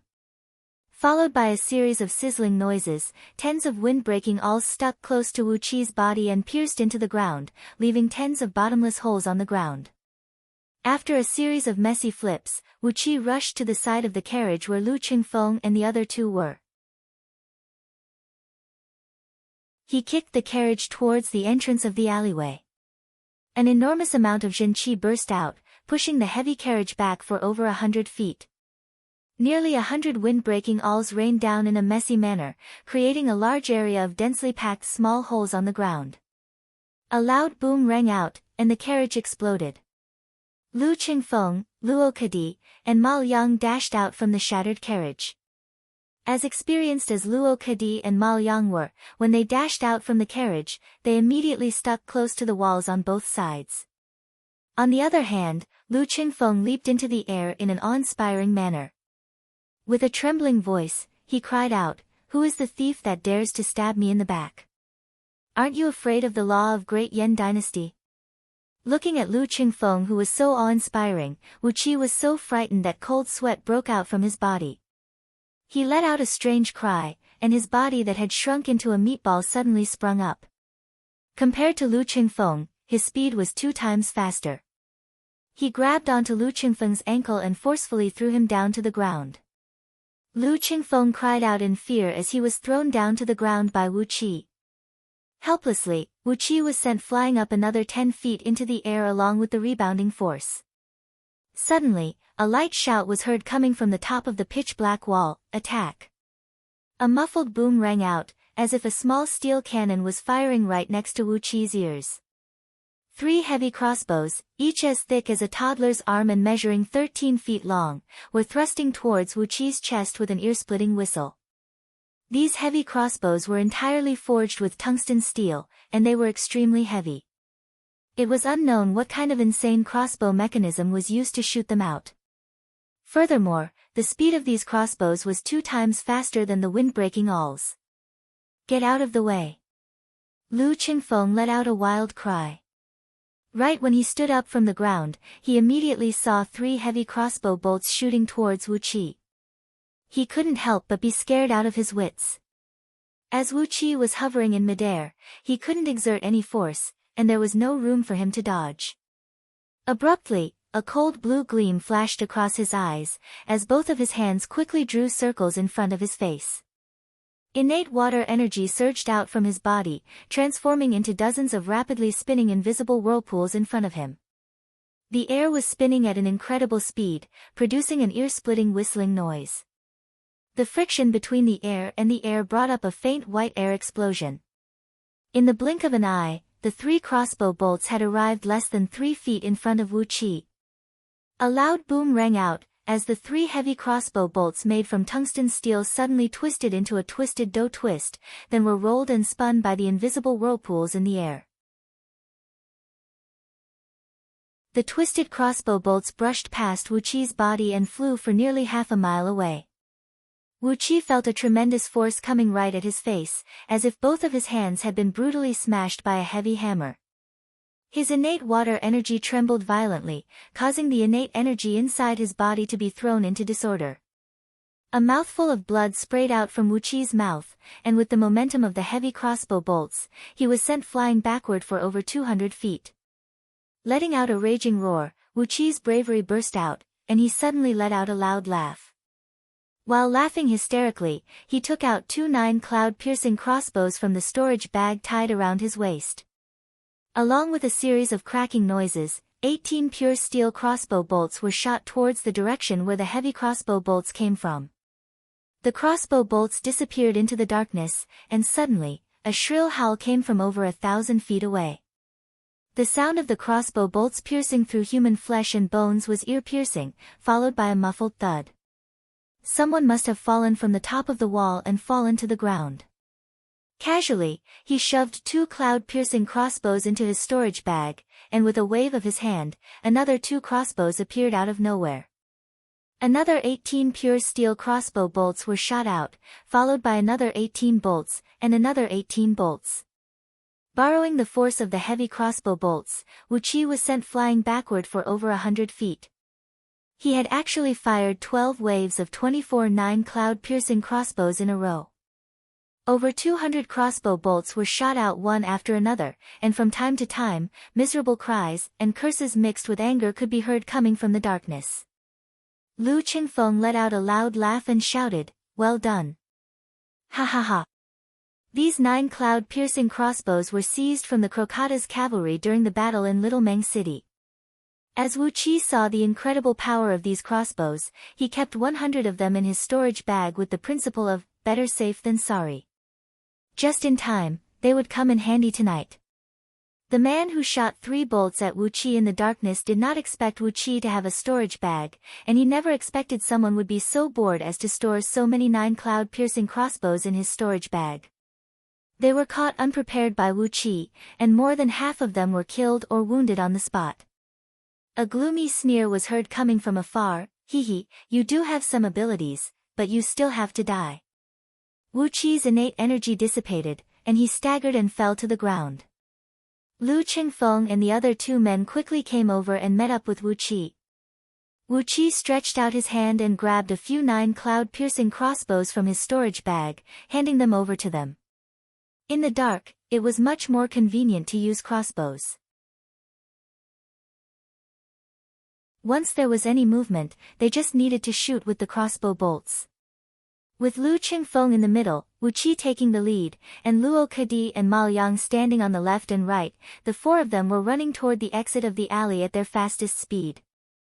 All 4 of them had the cultivation base of Xiantian realm. As they unleashed their innate energy, they could cover a distance of 100 feet with every leap, and they were about to rush out of the alley. However, when the sneer came out, all 4 of them felt the ground beneath their feet suddenly tremble. Not only were the walls of Ji City tall and sturdy, the walls on both sides of the streets in the city also had some tricks up their sleeves.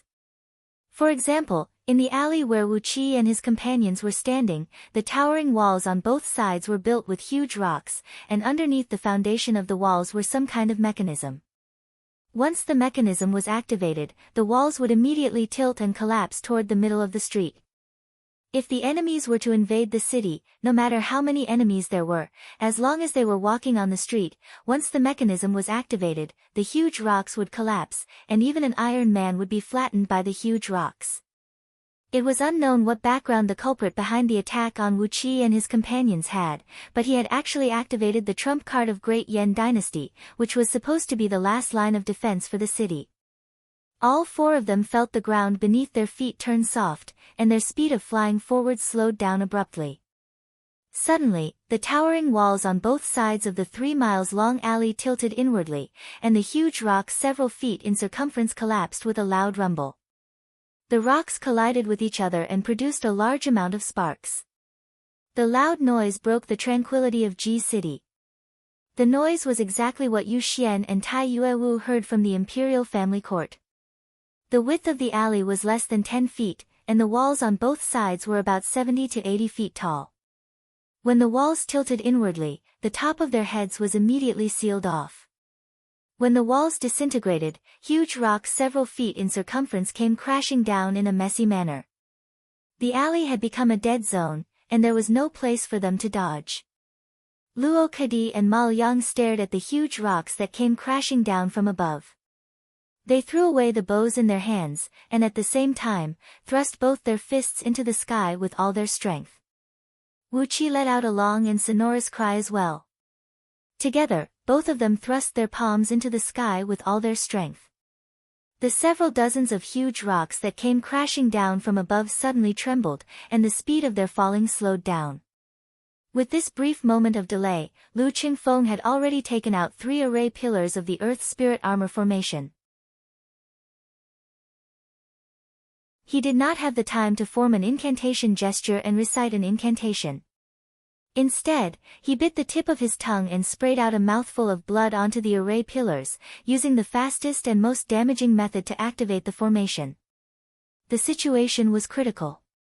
When Lu Qingfeng bit his tongue, he did not control his strength.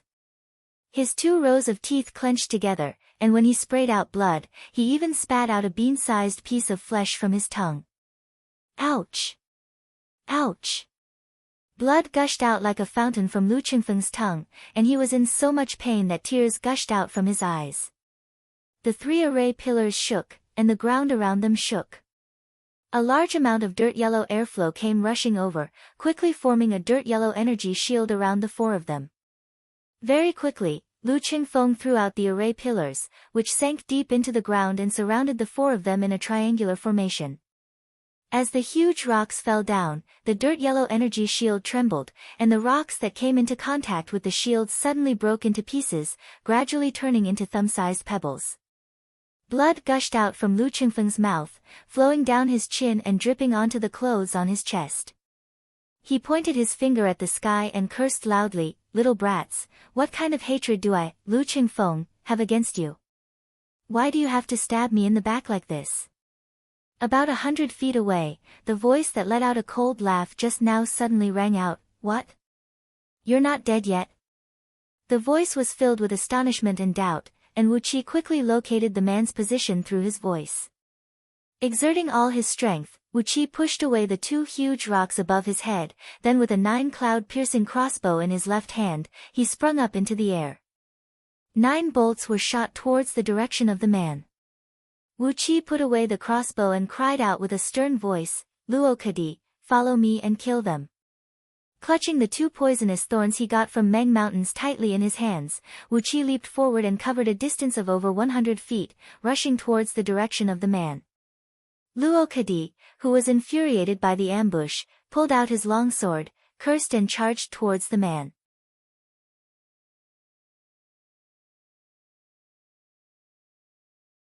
Chapter 66. 300 feet away, standing on top of a wall, was a handsome young man wearing a silver robe and a white cloak. Beside him stood a dozen or so men in black, all of them looking at him as if they had seen a ghost. Never in their wildest dreams would they have thought that the collapse of the huge stone wall would not crush Wu Qi and his companions. Wu Qi's movements were so fast that when he pushed away the huge stone wall and came out from under it, these people were all stunned for a moment. During this time, 9 crossbow bolts whistled through the air. The silver-robed young man let out a strange cry. His body tilted, and he tumbled down from the top of the wall. Even though he had escaped quickly, one of the bolts still pierced through his shoulder, creating a hole in his body. The silver-robed young man howled in pain.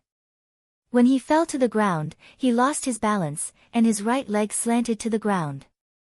A crisp sound of bones breaking could be heard. His ankle was also broken. 5 of the other dozen or so men in black were injured by the crossbow bolts. The 9-cloud piercing crossbow was extremely powerful. Within a short distance of 300 feet, those who were hit would be pierced through, leaving behind a hole the size of a child's fist. Blood spurted out. Although those who were hit were not in vital areas, they were still in so much pain that they felt powerless. The silver-robed young man's screams were still echoing in the night sky. In just 2 leaps, Wu Qi had arrived in front of him, and without hesitation, the prickle in his right hand pierced towards his throat. Wu Qi's eyes were as cold as ice, revealing a killing intent that made people despair. He shouted in a low voice, "If I don't die, you will die." The silver-robed young man raised his head in horror. He was about to scream, but just happened to see Wu Qi's cold, emotionless eyes that did not seem human. His breath stagnated, and the scream that had reached his throat stopped abruptly. Instinctively, he pushed his hands against the ground, rolling and crawling backwards. But behind him was a wall, and after running for 2 steps, he bumped into the wall. The pitch-black prickle carried a faint fishy smell, and was about to pierce into the silver-robed young man's body at lightning speed. From the corner of the street, a gentle voice of a woman suddenly rang out. "Stop!" Wu Qi didn't care about the woman's screams. He stared at the silver-robed youth, and the prickle pierced deeply into his throat. The silver-robed young man stared at Wu Qi in disbelief. His body twitched, and in the blink of an eye, dark blood spurted out from his 7 apertures and pores. His body quickly shrunk into a piece of black meat the size of a child. The man in black on top of the wall let out a heart-wrenching cry of despair, "Young master!" A few black-clothed men leaped down from the top of the wall. The weapons in their hands carried a foot-long aura of energy as they hacked down viciously at Wu Qi's head. With a disdainful snort, Wu Qi lightly tapped the ground with his toes and quickly rushed toward the direction of the woman's voice. Like a mad tiger, Luo Kadi roared and charged towards Ji Hao. He swung his sword, and a 6 feet long, pale red sword beam flashed across the air. A few black-clothed men were still in midair when the sword beam slashed across their waists. Blood spurted out, and a dozen or so bloody bodies fell heavily to the ground.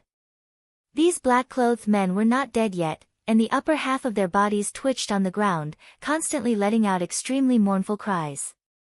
Luo Kadi swung his sword, venting all the anger and resentment of being captured and forced by Wu Qi to join Lu Qingfeng's side. He raised his bloody sword and said with a smile, "Useless chickens and stray dogs, unable to withstand even a single blow. How dare you, a bunch of lowly dogs, have any intention of touching our young master?" The night wind whistled in his ears. Wu Qi stared at the corner of the street a few hundred feet away. A luxurious carriage with gold as the shaft, pure silver as the wheels, and dark green gauze was stopped at the corner of the street. A dozen strong men wearing green cloaks were standing guard around the carriage. They stared coldly at Wu Qi, who was rushing towards them. The woman's voice just now came from this carriage. No matter who the woman in the carriage was, she must be in cahoots with that silver-robed youth. Ambushing in the middle of the night, knowing the silver-robed youth who was obviously the mastermind, and watching from the corner of the street, it was obvious that this woman was not Wu Qi's friend. Right after he arrived at Ji City, he was lured out by someone and forced to engage in a fierce battle. They even had to use the city's defensive mechanisms and heavy ballistae. This made Wu Qi's heart burn with anger. No matter who the enemy was, he just had to kill them. As long as Lu Qingfeng inherited Yan Buji's title and official position, who in Great Yan Dynasty would be someone he couldn't afford to offend? The blue gleam in Wu Qi's eyes condensed, and a deep yet unceasing voice came out from his mouth like the roar of a great tide in the middle of the night. He lowered his body, hid two prickles behind his back, and strode towards the carriage. 4 green cloaks were thrown into the sky. 4 green-clothed men pulled out their swords and strode towards Wu Qi. One of them roared, "How dare you? Step back, or else we'll kill you." Before his words could fade away, Wu Qi exerted his strength with his feet, crushing a few of the stones on the street.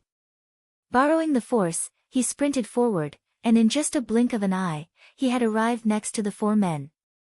He thrust both of his palms forward, and the prickles pierced through the air and arrived in front of the 4 young men. The swords were as white as snow, and the wind created by the swords was fierce and loud. 4 sword beams transformed into 4 bright ribbons and thrust forward, accurately hitting the prickles. Wu Qi let out a strange laugh, and infused his innate water energy into the prickles. When the swords touched the prickles, they were pushed aside by the whirlpool of airflow. The prickles gently thrust out and pierced into the bodies of the 4 young men. Although the prickles had only pierced 3 inches into their bodies, the 4 young men began to convulse violently. Their bodies quickly twisted and shrunk, and in just a blink of an eye, they had turned into pitch-black meatballs. Dirty blood flowed and stained the ground. "How dare you!" The young men near the carriage were shocked and angered at the same time. 6 green cloaks were thrown out, and 6 young men pulled out their single-edged broadswords, rushing towards Wu Qi with small steps. The bright moon hung high in the sky, and the 6 broadswords brought up streams of light, like shooting stars shooting down from the sky, hacking towards Wu Qi's body. Wu Qi, who was rushing forward, stopped abruptly. He laughed out loud and tucked the prickles under his armpits, and suddenly, 2 9-cloud-piercing crossbows appeared in his hands. Along with a series of cracking sounds, 18 pure steel bolts shot out. The young men in green who were rushing towards Wu Qi were less than 30 feet away from Wu Qi. They couldn't dodge in time, and were hit by the bolts. At such a close distance, the tremendous kinetic energy attached to the bolts sent their bodies flying for 30 to 40 feet away. Tens of blood spurted out from their mouths, and left a 100-feet-long trail of blood on the ground. Beside the carriage, besides the man in black who was driving the carriage, there were only 6 young men in green. Wu Qi sneered and continued dashing towards the carriage. He fixed his eyes on the window of the carriage. Behind the green gauze, someone was looking at Wu Qi through the thin bamboo curtain, his eyes filled with surprise and anger.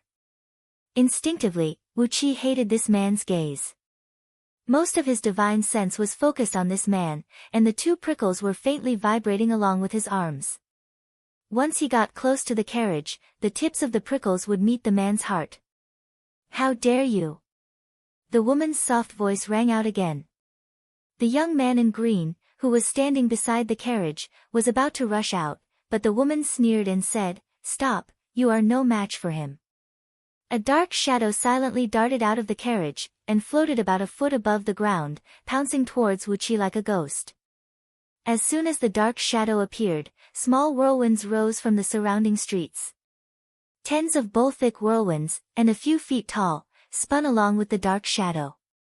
A layer of hazy black mist gushed out from the ground, and gradually gathered towards the dark shadow. With a flick of his finger, 2 prickles darted out along with an ear-piercing whistling sound, and hit the dark shadow. The prickles pierced through the dark shadow's body, and flew far away. The dark shadow didn't show any reaction, and was still floating about a foot above the ground, pouncing towards Wuqi at a moderate speed. Wuqi was taken aback. He fixed his eyes on the dark shadow, and saw a beautiful lady with a slightly green face amidst the dark mist. She was baring her teeth and grinning at him. It was a very frightening smile. The woman's eyes were faintly glowing with a blood-red light. When her eyes met Wuqi's, Wuqi felt chills running down his spine. Gusts of cold wind kept spreading out from the woman's body, rolling up whirlwinds and black mist. Accompanied by a deep laughter that seemed to resound directly in his mind, the strange woman dashed in front of Wuqi, grabbing his neck with both hands. Wuqi felt a chill coming from his back. In the middle of the night, under the dim moonlight, a translucent woman was grabbing his neck. He couldn't help but cry out, "Damn it, what are you?" Spreading his hands apart, the innate water energy gathered in his palms, and with all his strength, Wuqi thrust his palms towards the woman's claws. The woman's soft laughter came from the carriage. "Damn it! Didn't you see a ghost today?" Soundlessly, his palms collided with the woman's claws. Wuqi felt a gust of cold air rushing up from his palms, and couldn't help but shiver. In a blink of an eye, his fingertips turned black, and his fingers went numb, losing all feeling. The woman's smile froze. The innate water energy was extremely mysterious. It was cultivated by Wuqi with the help of a thread of innate water energy found in the innate water stone. When the energy rushed into the woman's body, it immediately messed up the flow of energy in her body, and at the same time, a gust of cold air rushed through her body. A chilly wind blew in all directions, and the woman's body suddenly became much dimmer, turning from translucent to almost completely transparent. A shrill scream came from the woman's mouth. She turned around, transformed into a gust of chilly wind, and dashed towards the carriage. From within the carriage came the gentle voice of a woman, "How dare you? You even dared to injure my demonic ghost guards. Are you seeking death?" A beam of red light came from behind, and hit the chilly wind. A loud boom rang out, and a ball of red flame exploded, shattering the chilly wind. Vaguely, a hazy head of a woman could be seen jumping into the carriage and disappearing. Wuqi quickly turned around. It was Luo Kadi who shot out an explosive talisman and shattered the chilly wind transformed from the demonic ghost. Reluctantly, Wuqi took a glance at the carriage. His arms were stiff, and his body was shivering. He clenched his teeth and shouted in a low voice, "Retreat! Leave this place as soon as possible."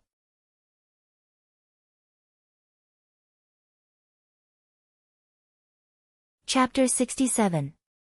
A bed crossbow used by the City Defense Army and several dozen special crossbow machines capable of firing the three-edged wind-piercing bone-piercing awls, a secret weapon made by the Mahist sect, were found by the soldiers who had just arrived at the base of the wall nearby. Lying next to these weapons were several dozens of dead bodies. Some of them were severely poisoned, and their bodies had shrunk to the size of a toddler. Laughing strangely, Wuqi exerted his innate water energy with all his strength. A large sheet of misty water vapor rose from them, wrapping them up and bringing them back to the direction of the city wall. Wuqi glared at Lu Qingfeng, then said with a cold voice, "I won't leave you behind until I'm at the end of my rope. If that happens, I'll definitely leave this place at the fastest speed, and avenge you. Now, we should still have a chance. Let me think, let me think." The soldiers brought by the man in black were not any better. The power of the powder concocted by Wu Qi was comparable to the enhanced tear gas. Hundreds of soldiers were howling and wailing, sneezing and coughing.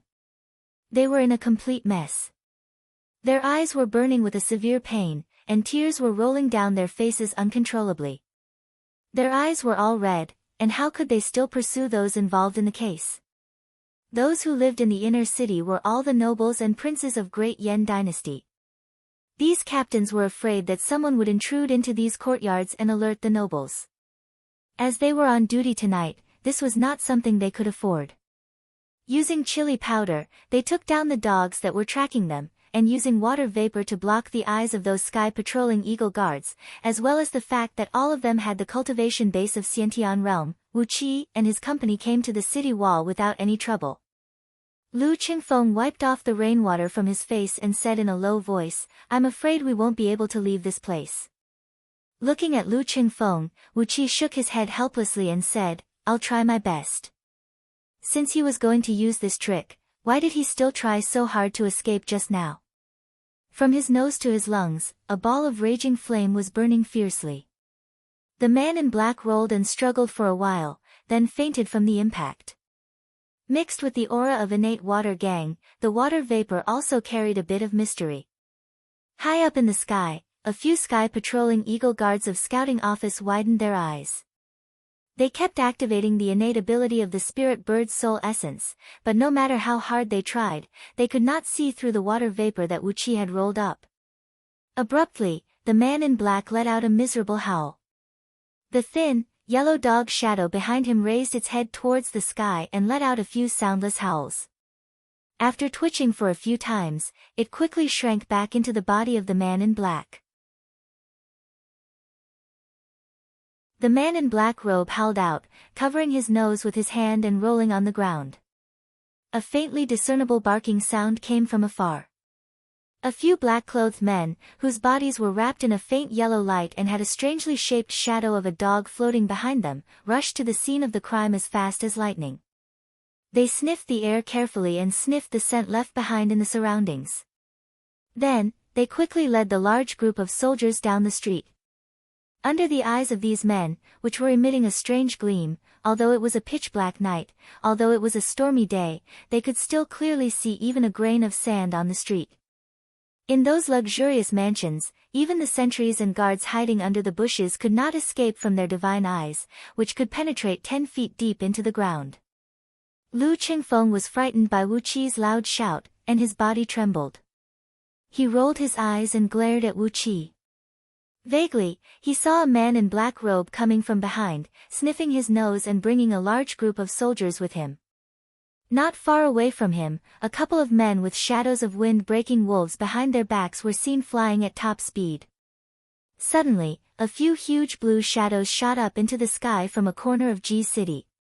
They were a few vague shadows of strange birds with a wingspan of over 50 feet.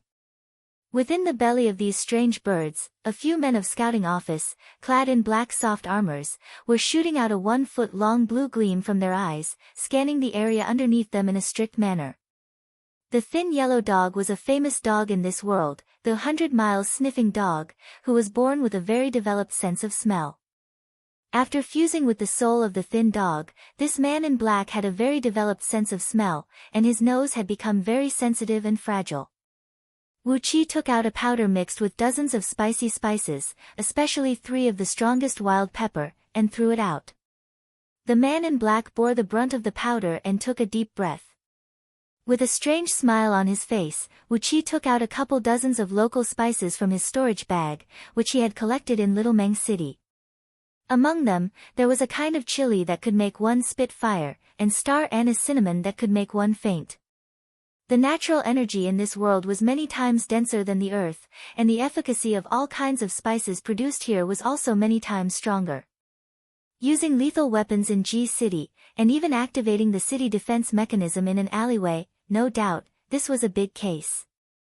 No matter who was the mastermind behind this case, someone would have to face the consequences. Muffled sounds of footsteps were heard coming from everywhere. The boots issued to the city defense army of G City were made from cow tendons, with steel wires coiled on the inside and steel sheets on the outside. When these boots collided with the stone pavement on the street, the loud noises produced were deafening. The shrill whistles spread far and wide, and the dozens of arrow towers and sentry posts on the city walls of G City began to light up. It was unknown what kind of equipment was used, but from the arrow towers and sentry posts, beams of 2 feet thick yellow light that could reach a distance of a few miles were shot out. Like sharp blades, they tore apart the curtain of night and swept across the area underneath. When the barking from behind was less than 200 feet away, Wuqi sneered and casually threw the handful of powder up into the sky. The powerful innate water energy mixed with the powder had unleashed a miraculous effect. Wherever the powder passed, all the raindrops avoided it. The storm could do nothing to the powder, and the strong wind blew the powder away along the street. Suddenly, Wuqi sprung to his feet, mustered all his innate energy and cried out, "I'm the best friend of Sir Yen Bugue, scouting officer. We were robbed in G City and killed for our money. Help me, help me. Yen Bugue, if you don't come out and save us, I'll fuck all 18 generations of your ancestors." A thunderclap came from the sky. Dark clouds covered the bright moon, and the storm came without warning. The strong wind blew the raindrops, lashing the streets and alleyways of G City like countless whips. Water vapor rose up into the air, and no one could be seen 3 steps away from them. Hiding in a dark corner with the help of the water vapor, Wuqi looked at the brightly lit city gate that led to the outer layer of the city. However, if he wanted to return to Lu Qingfeng's mansion, there were still 2 layers of city walls along the way. At the moment, not only were the city walls densely guarded by soldiers, they were also embedded with a great number of warning formations. If Wuqi was alone, he would still have the confidence to escape by relying on the escaping and concealing technique he learned from Scroll of Stealing. However, if he had to bring Lu Qingfeng and the others with him, he had no confidence at all. Looking at the shadowy blue bird that was flying high above his head, the wind-breaking wolves that were flying across the buildings in the distance, and the barking that came from behind him, Wuqi breathed out a deep sigh. So this was the imperial city of Great Yen Dynasty. With such a tight defense, how could anyone survive? First, over 10,000 soldiers had completely sealed off the few streets in the vicinity. After that, all the capable men from related government offices in G City had arrived. Not long after that, a shrill howl of a wolf was heard coming from the sky. Over 200 men of scouting officer, who were shrouded in a green glow and had the shadowy figure of a wind-breaking wolf looming behind their backs, leaped out from all directions. With the crime scene as the center, they quickly searched the surroundings. Thunderbolts were rolling and rocking above their heads. Electric arcs that looked like silver snakes kept piercing down from the dark clouds. Currently, they could still hide under the cover of the water vapor, but when more and more soldiers arrived, and when they began to comb through the entire area, they would no longer be able to hide any longer. Lu Qingfeng was lured and killed right after he arrived at G City. No one could tell who was a friend and who was a foe. Perhaps when they were discovered, the second wave of assassins from the enemy would arrive right after. Footsteps like this could be heard coming from all directions. A large number of soldiers had taken control of the few streets in the vicinity, sealing off all the entrances and exits. The front doors of a few mansions in the vicinity were knocked on loudly. Captains who led their soldiers to the scene kept shouting and informing the people in those mansions about what happened outside, requesting the owners of those mansions to send out their personal guards and search through their own mansions, preventing any intruders. Taking advantage of the strong wind and heavy rain, Wuqi and his company were nearly caught by a beam of light. If not because Wuqi suddenly sensed danger and grabbed hold of Lu Qingfeng, who was sprinting forward, their whereabouts would have been exposed. Wuqi gnashed his teeth and said, "We have to leave even if we can't. Before you become Zuo Guizheng, you can't fall into their hands. Or else, you won't even know how you died." Quickly glancing around, Wuqi said with a ferocious voice, "Rest assured, young master. You're the first friend Wuqi has after leaving the mountain. If you die in G City, I'll definitely avenge you. I swear I'll wipe out the entire clan of those who harmed you." He reached out his hand and crushed all the spices, especially the large handful of chili peppers. Then, he unleashed his innate water energy through his body, controlling the water vapor in the surroundings and making it spin slowly around Wu Qi and his company. The innate water energy could control all the water element energy under the heaven. In an instant, the area of 10 feet around Wu Qi and his company was completely emptied.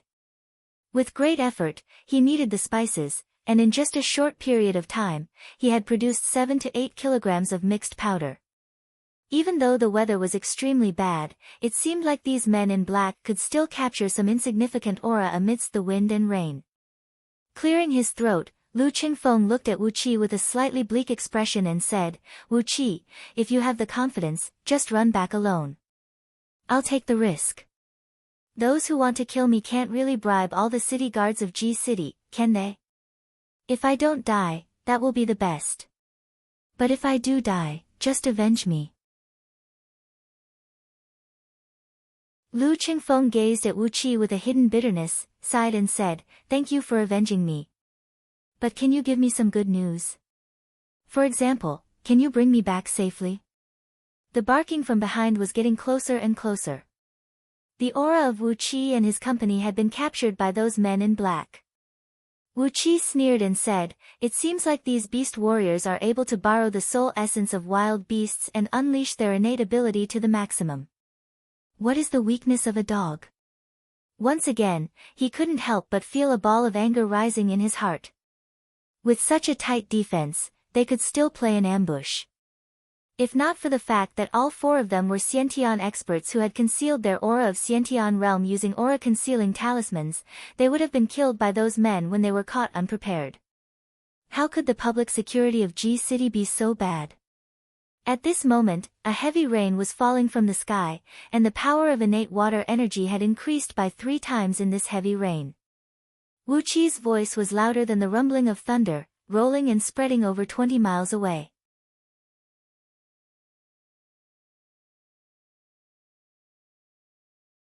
Chapter 68. Immediately, a group of dozens of scouting officers who were passing by them leaped towards them. Accompanied by a faint howl of a wolf, a wild wind filled with wood elemental energies came blowing towards them. A man, clad in a black soft armor and carrying a sharp sword on his back, dressed in the same manner as Yan Bugui, had surrounded Wu Qi and his companions. Wu Qi's voice was a little too loud, and the commotion caused by him was a little too loud. From afar, beams of blue light were seen shooting up into the sky. Nearly 100 sky-patrolling eagle guards were flying towards them at top speed, accompanied by ear-splitting bird cries. The howl of the wolf could be heard coming from both near and far. It was as if the entire G City had turned into a den of wild wolves. The howl of the wolf could be heard coming from everywhere, and one green figure after another was seen sprinting towards Wu Qi and his companions. In just the time it took to finish a pot of tea, nearly 100 sky-patrolling eagle guards had gathered in the sky and were wheeling at top speed. The shadows of strange blue birds were stirring up a strong wind, causing the raindrops to shoot down like bullets. Over 300 scouting officers, who had fused with the soul of wind-breaking wolf, had arrived at the scene as well. The surrounding walls were fully occupied by the men of scouting officers. Following that, a dozen of rough lion roars came from afar. Dozens of burly men, clad in heavy armor, their bodies shrouded in blazing flames, and having the soul of a flaming lion behind their backs, each having a height of 40 to 80 feet tall, arrived with a large group of soldiers. Everyone had their eyes fixed on Wu Qi with a strange look in their eyes. Among the last group of burly men, the one with the soul of a flaming lion behind his back was an 80 feet tall, emitting a rolling heat current. When the raindrops came close to him, they would turn into water vapor and disperse. The burly man, whose body was shrouded in a thick layer of white water vapor, strode forward. Relying on the fact that he was 1.5 feet taller than Wu Qi, he looked down at Wu Qi from above, sizing him up for a while. Yan Bugui's best friend? Hee, fuck his best friend from 18 generations ago. Yan Bugui is such a lucky guy. Wu Qi twitched his lips and let out a dry laugh. The aura emitted from this burly man was way too frightening. It was strong, majestic, and extremely violent. This was a true embryonic breath-level expert, unlike Old Devil and Lord Flame who used evil methods to break through. He was a true expert who had built a solid foundation step by step and broke through step by step. With a hollow laugh, Wu Qi cupped his hands towards the man who looked to be in his 30s and said, "May I know the general's name?" The man chuckled, slapped heavily on Wu Qi's shoulder and said, "My surname is Ji, and my surname is Yen, Yen as in Yen Bugue. My name is Yen Jiuhui, the chief supervisor of West Wind Guard of Great Yen Dynasty's scouting office, and I am Yen Bugue's grandfather." "Didn't you just say that you wanted to fuck his 18 generations of ancestors?" The scouting office of Great Yen Dynasty was divided into 5 major wind guards: North, South, East, West, and Central. They were responsible for all the affairs of the vassal kingdoms in the 4 directions of Great Yen Dynasty, as well as the Great Yen Dynasty itself. The chief supervisor was the highest executive officer of a wind guard. He had the right to act first and report later. In fact, most of the time, even if he acted first without reporting, no one would investigate the details. Cold sweat broke out from Lu Qingfeng's forehead. The West Wind Guard of Scouting Office was responsible for monitoring all vassal kingdoms in the west of Great Yen Dynasty. The Lu Kingdom was one of those vassal kingdoms in the west of Great Yen Dynasty. From a certain point of view, the West Wind Guard was a sharp blade that hung above the head of many influential clans in Lu Kingdom. Although Great Yen Dynasty never meddled in the internal affairs of vassal kingdoms, but if the chief supervisor of West Wind Guard really wanted to meddle in the affairs of Lu Kingdom, who would dare to say no? Who would dare to say no? If Yen Jiuhui said he wanted to punish the Lu Kingdom, there would be many people who would jump up and smash the Lu Kingdom's head. Letting out a dry cough, Lu Qingfeng took 2 steps forward, bowed to Yen Jiuhui and said, "Chief Supervisor, Qingfeng, offer my greetings." Yen Jiuhui let out a few laughs, waved his hand at Lu Qingfeng, laughed and said, "Don't talk nonsense. So many people have heard what this little fellow said just now. I, Yen Jiuhui, am a man with a strong foundation and reputation in Ji City. Now that I'm insulted by this little fellow, how am I going to face anyone in the future?" He fiercely glared at Wu Qi Yen, who acted as if nothing had happened. Then, Yen Jiuhui smacked his lips, stared at Lu Qingfeng, sneered and said, "Who are you? What is going on tonight?" A 3 miles long section of the mountain collapsing wall has collapsed. Who has such a deep blood feud with you and wants to kill you? Stretching out his hand, Yen Jiuhui grabbed towards Lu Qingfeng's neck. He let out a loud laugh and said, Why am I wasting my time talking with you little kids? I'll capture them and interrogate them. What do you think I don't know? Boys, I've captured them. Prepare your weapons and let them have a good time." Wu Qi came before Lu Qingfeng, stretched out his hand and thrust his palm towards Yen Jiuhui's wrist. With an indifferent tone, Wu Qi said, "Why are you so angry, Chief Supervisor?" "I was forced to be rude."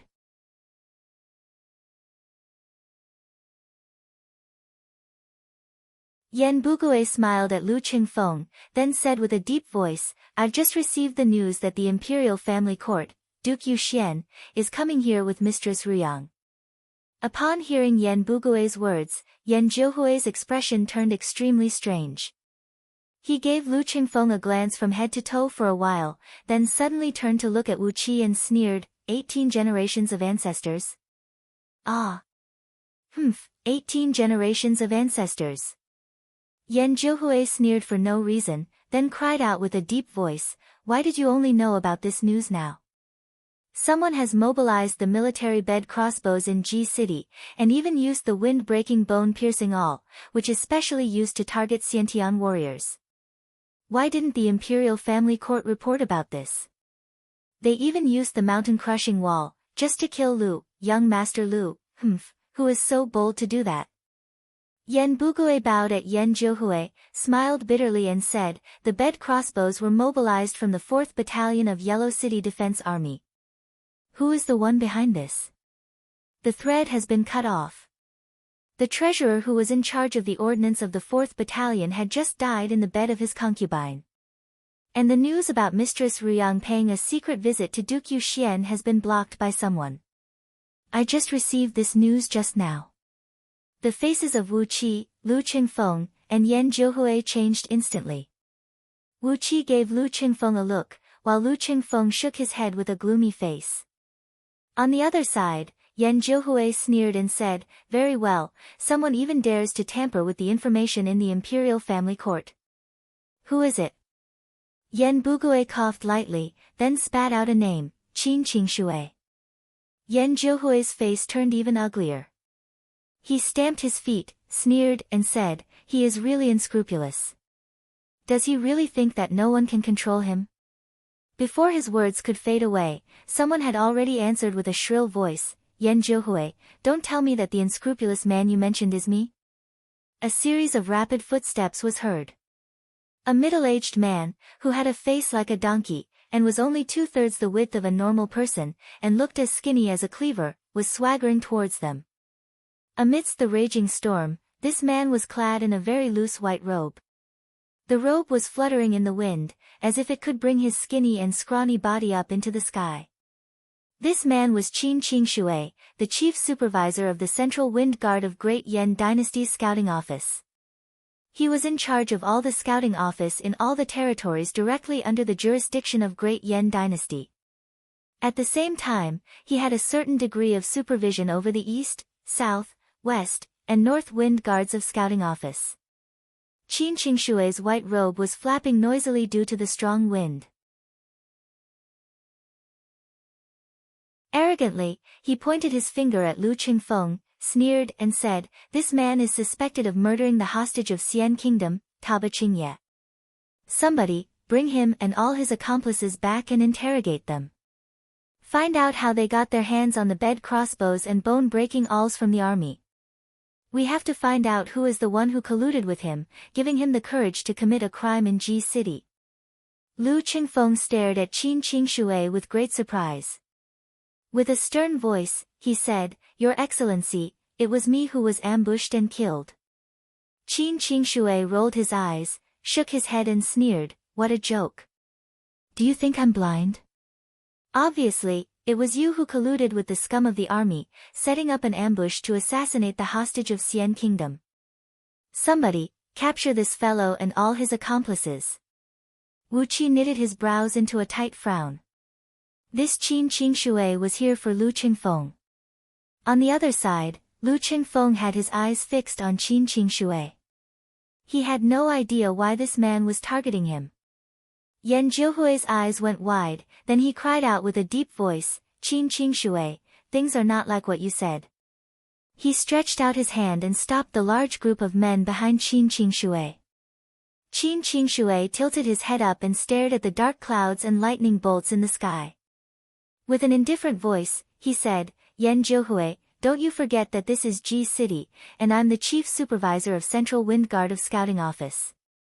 Whatever is happening here is not under your jurisdiction, so you can't interfere with it." Slapping Yan Jiuhui's arm away with his palm, Qin Qingshui cried out sternly, "Somebody, take him away and throw him into the prison of Scouting Office." A group of beast warriors immediately leaped forward like wolves and tigers. You're tuning in to the Blissful Bookshelf YouTube channel. We're so grateful for your support, and don't forget to subscribe to join us on this incredible journey through captivating stories. Your generosity through donations truly makes a world of difference, as it's the primary source of revenue that allows me to expand and enhance this channel for you. Thank you from the bottom of my heart for being a part of this adventure.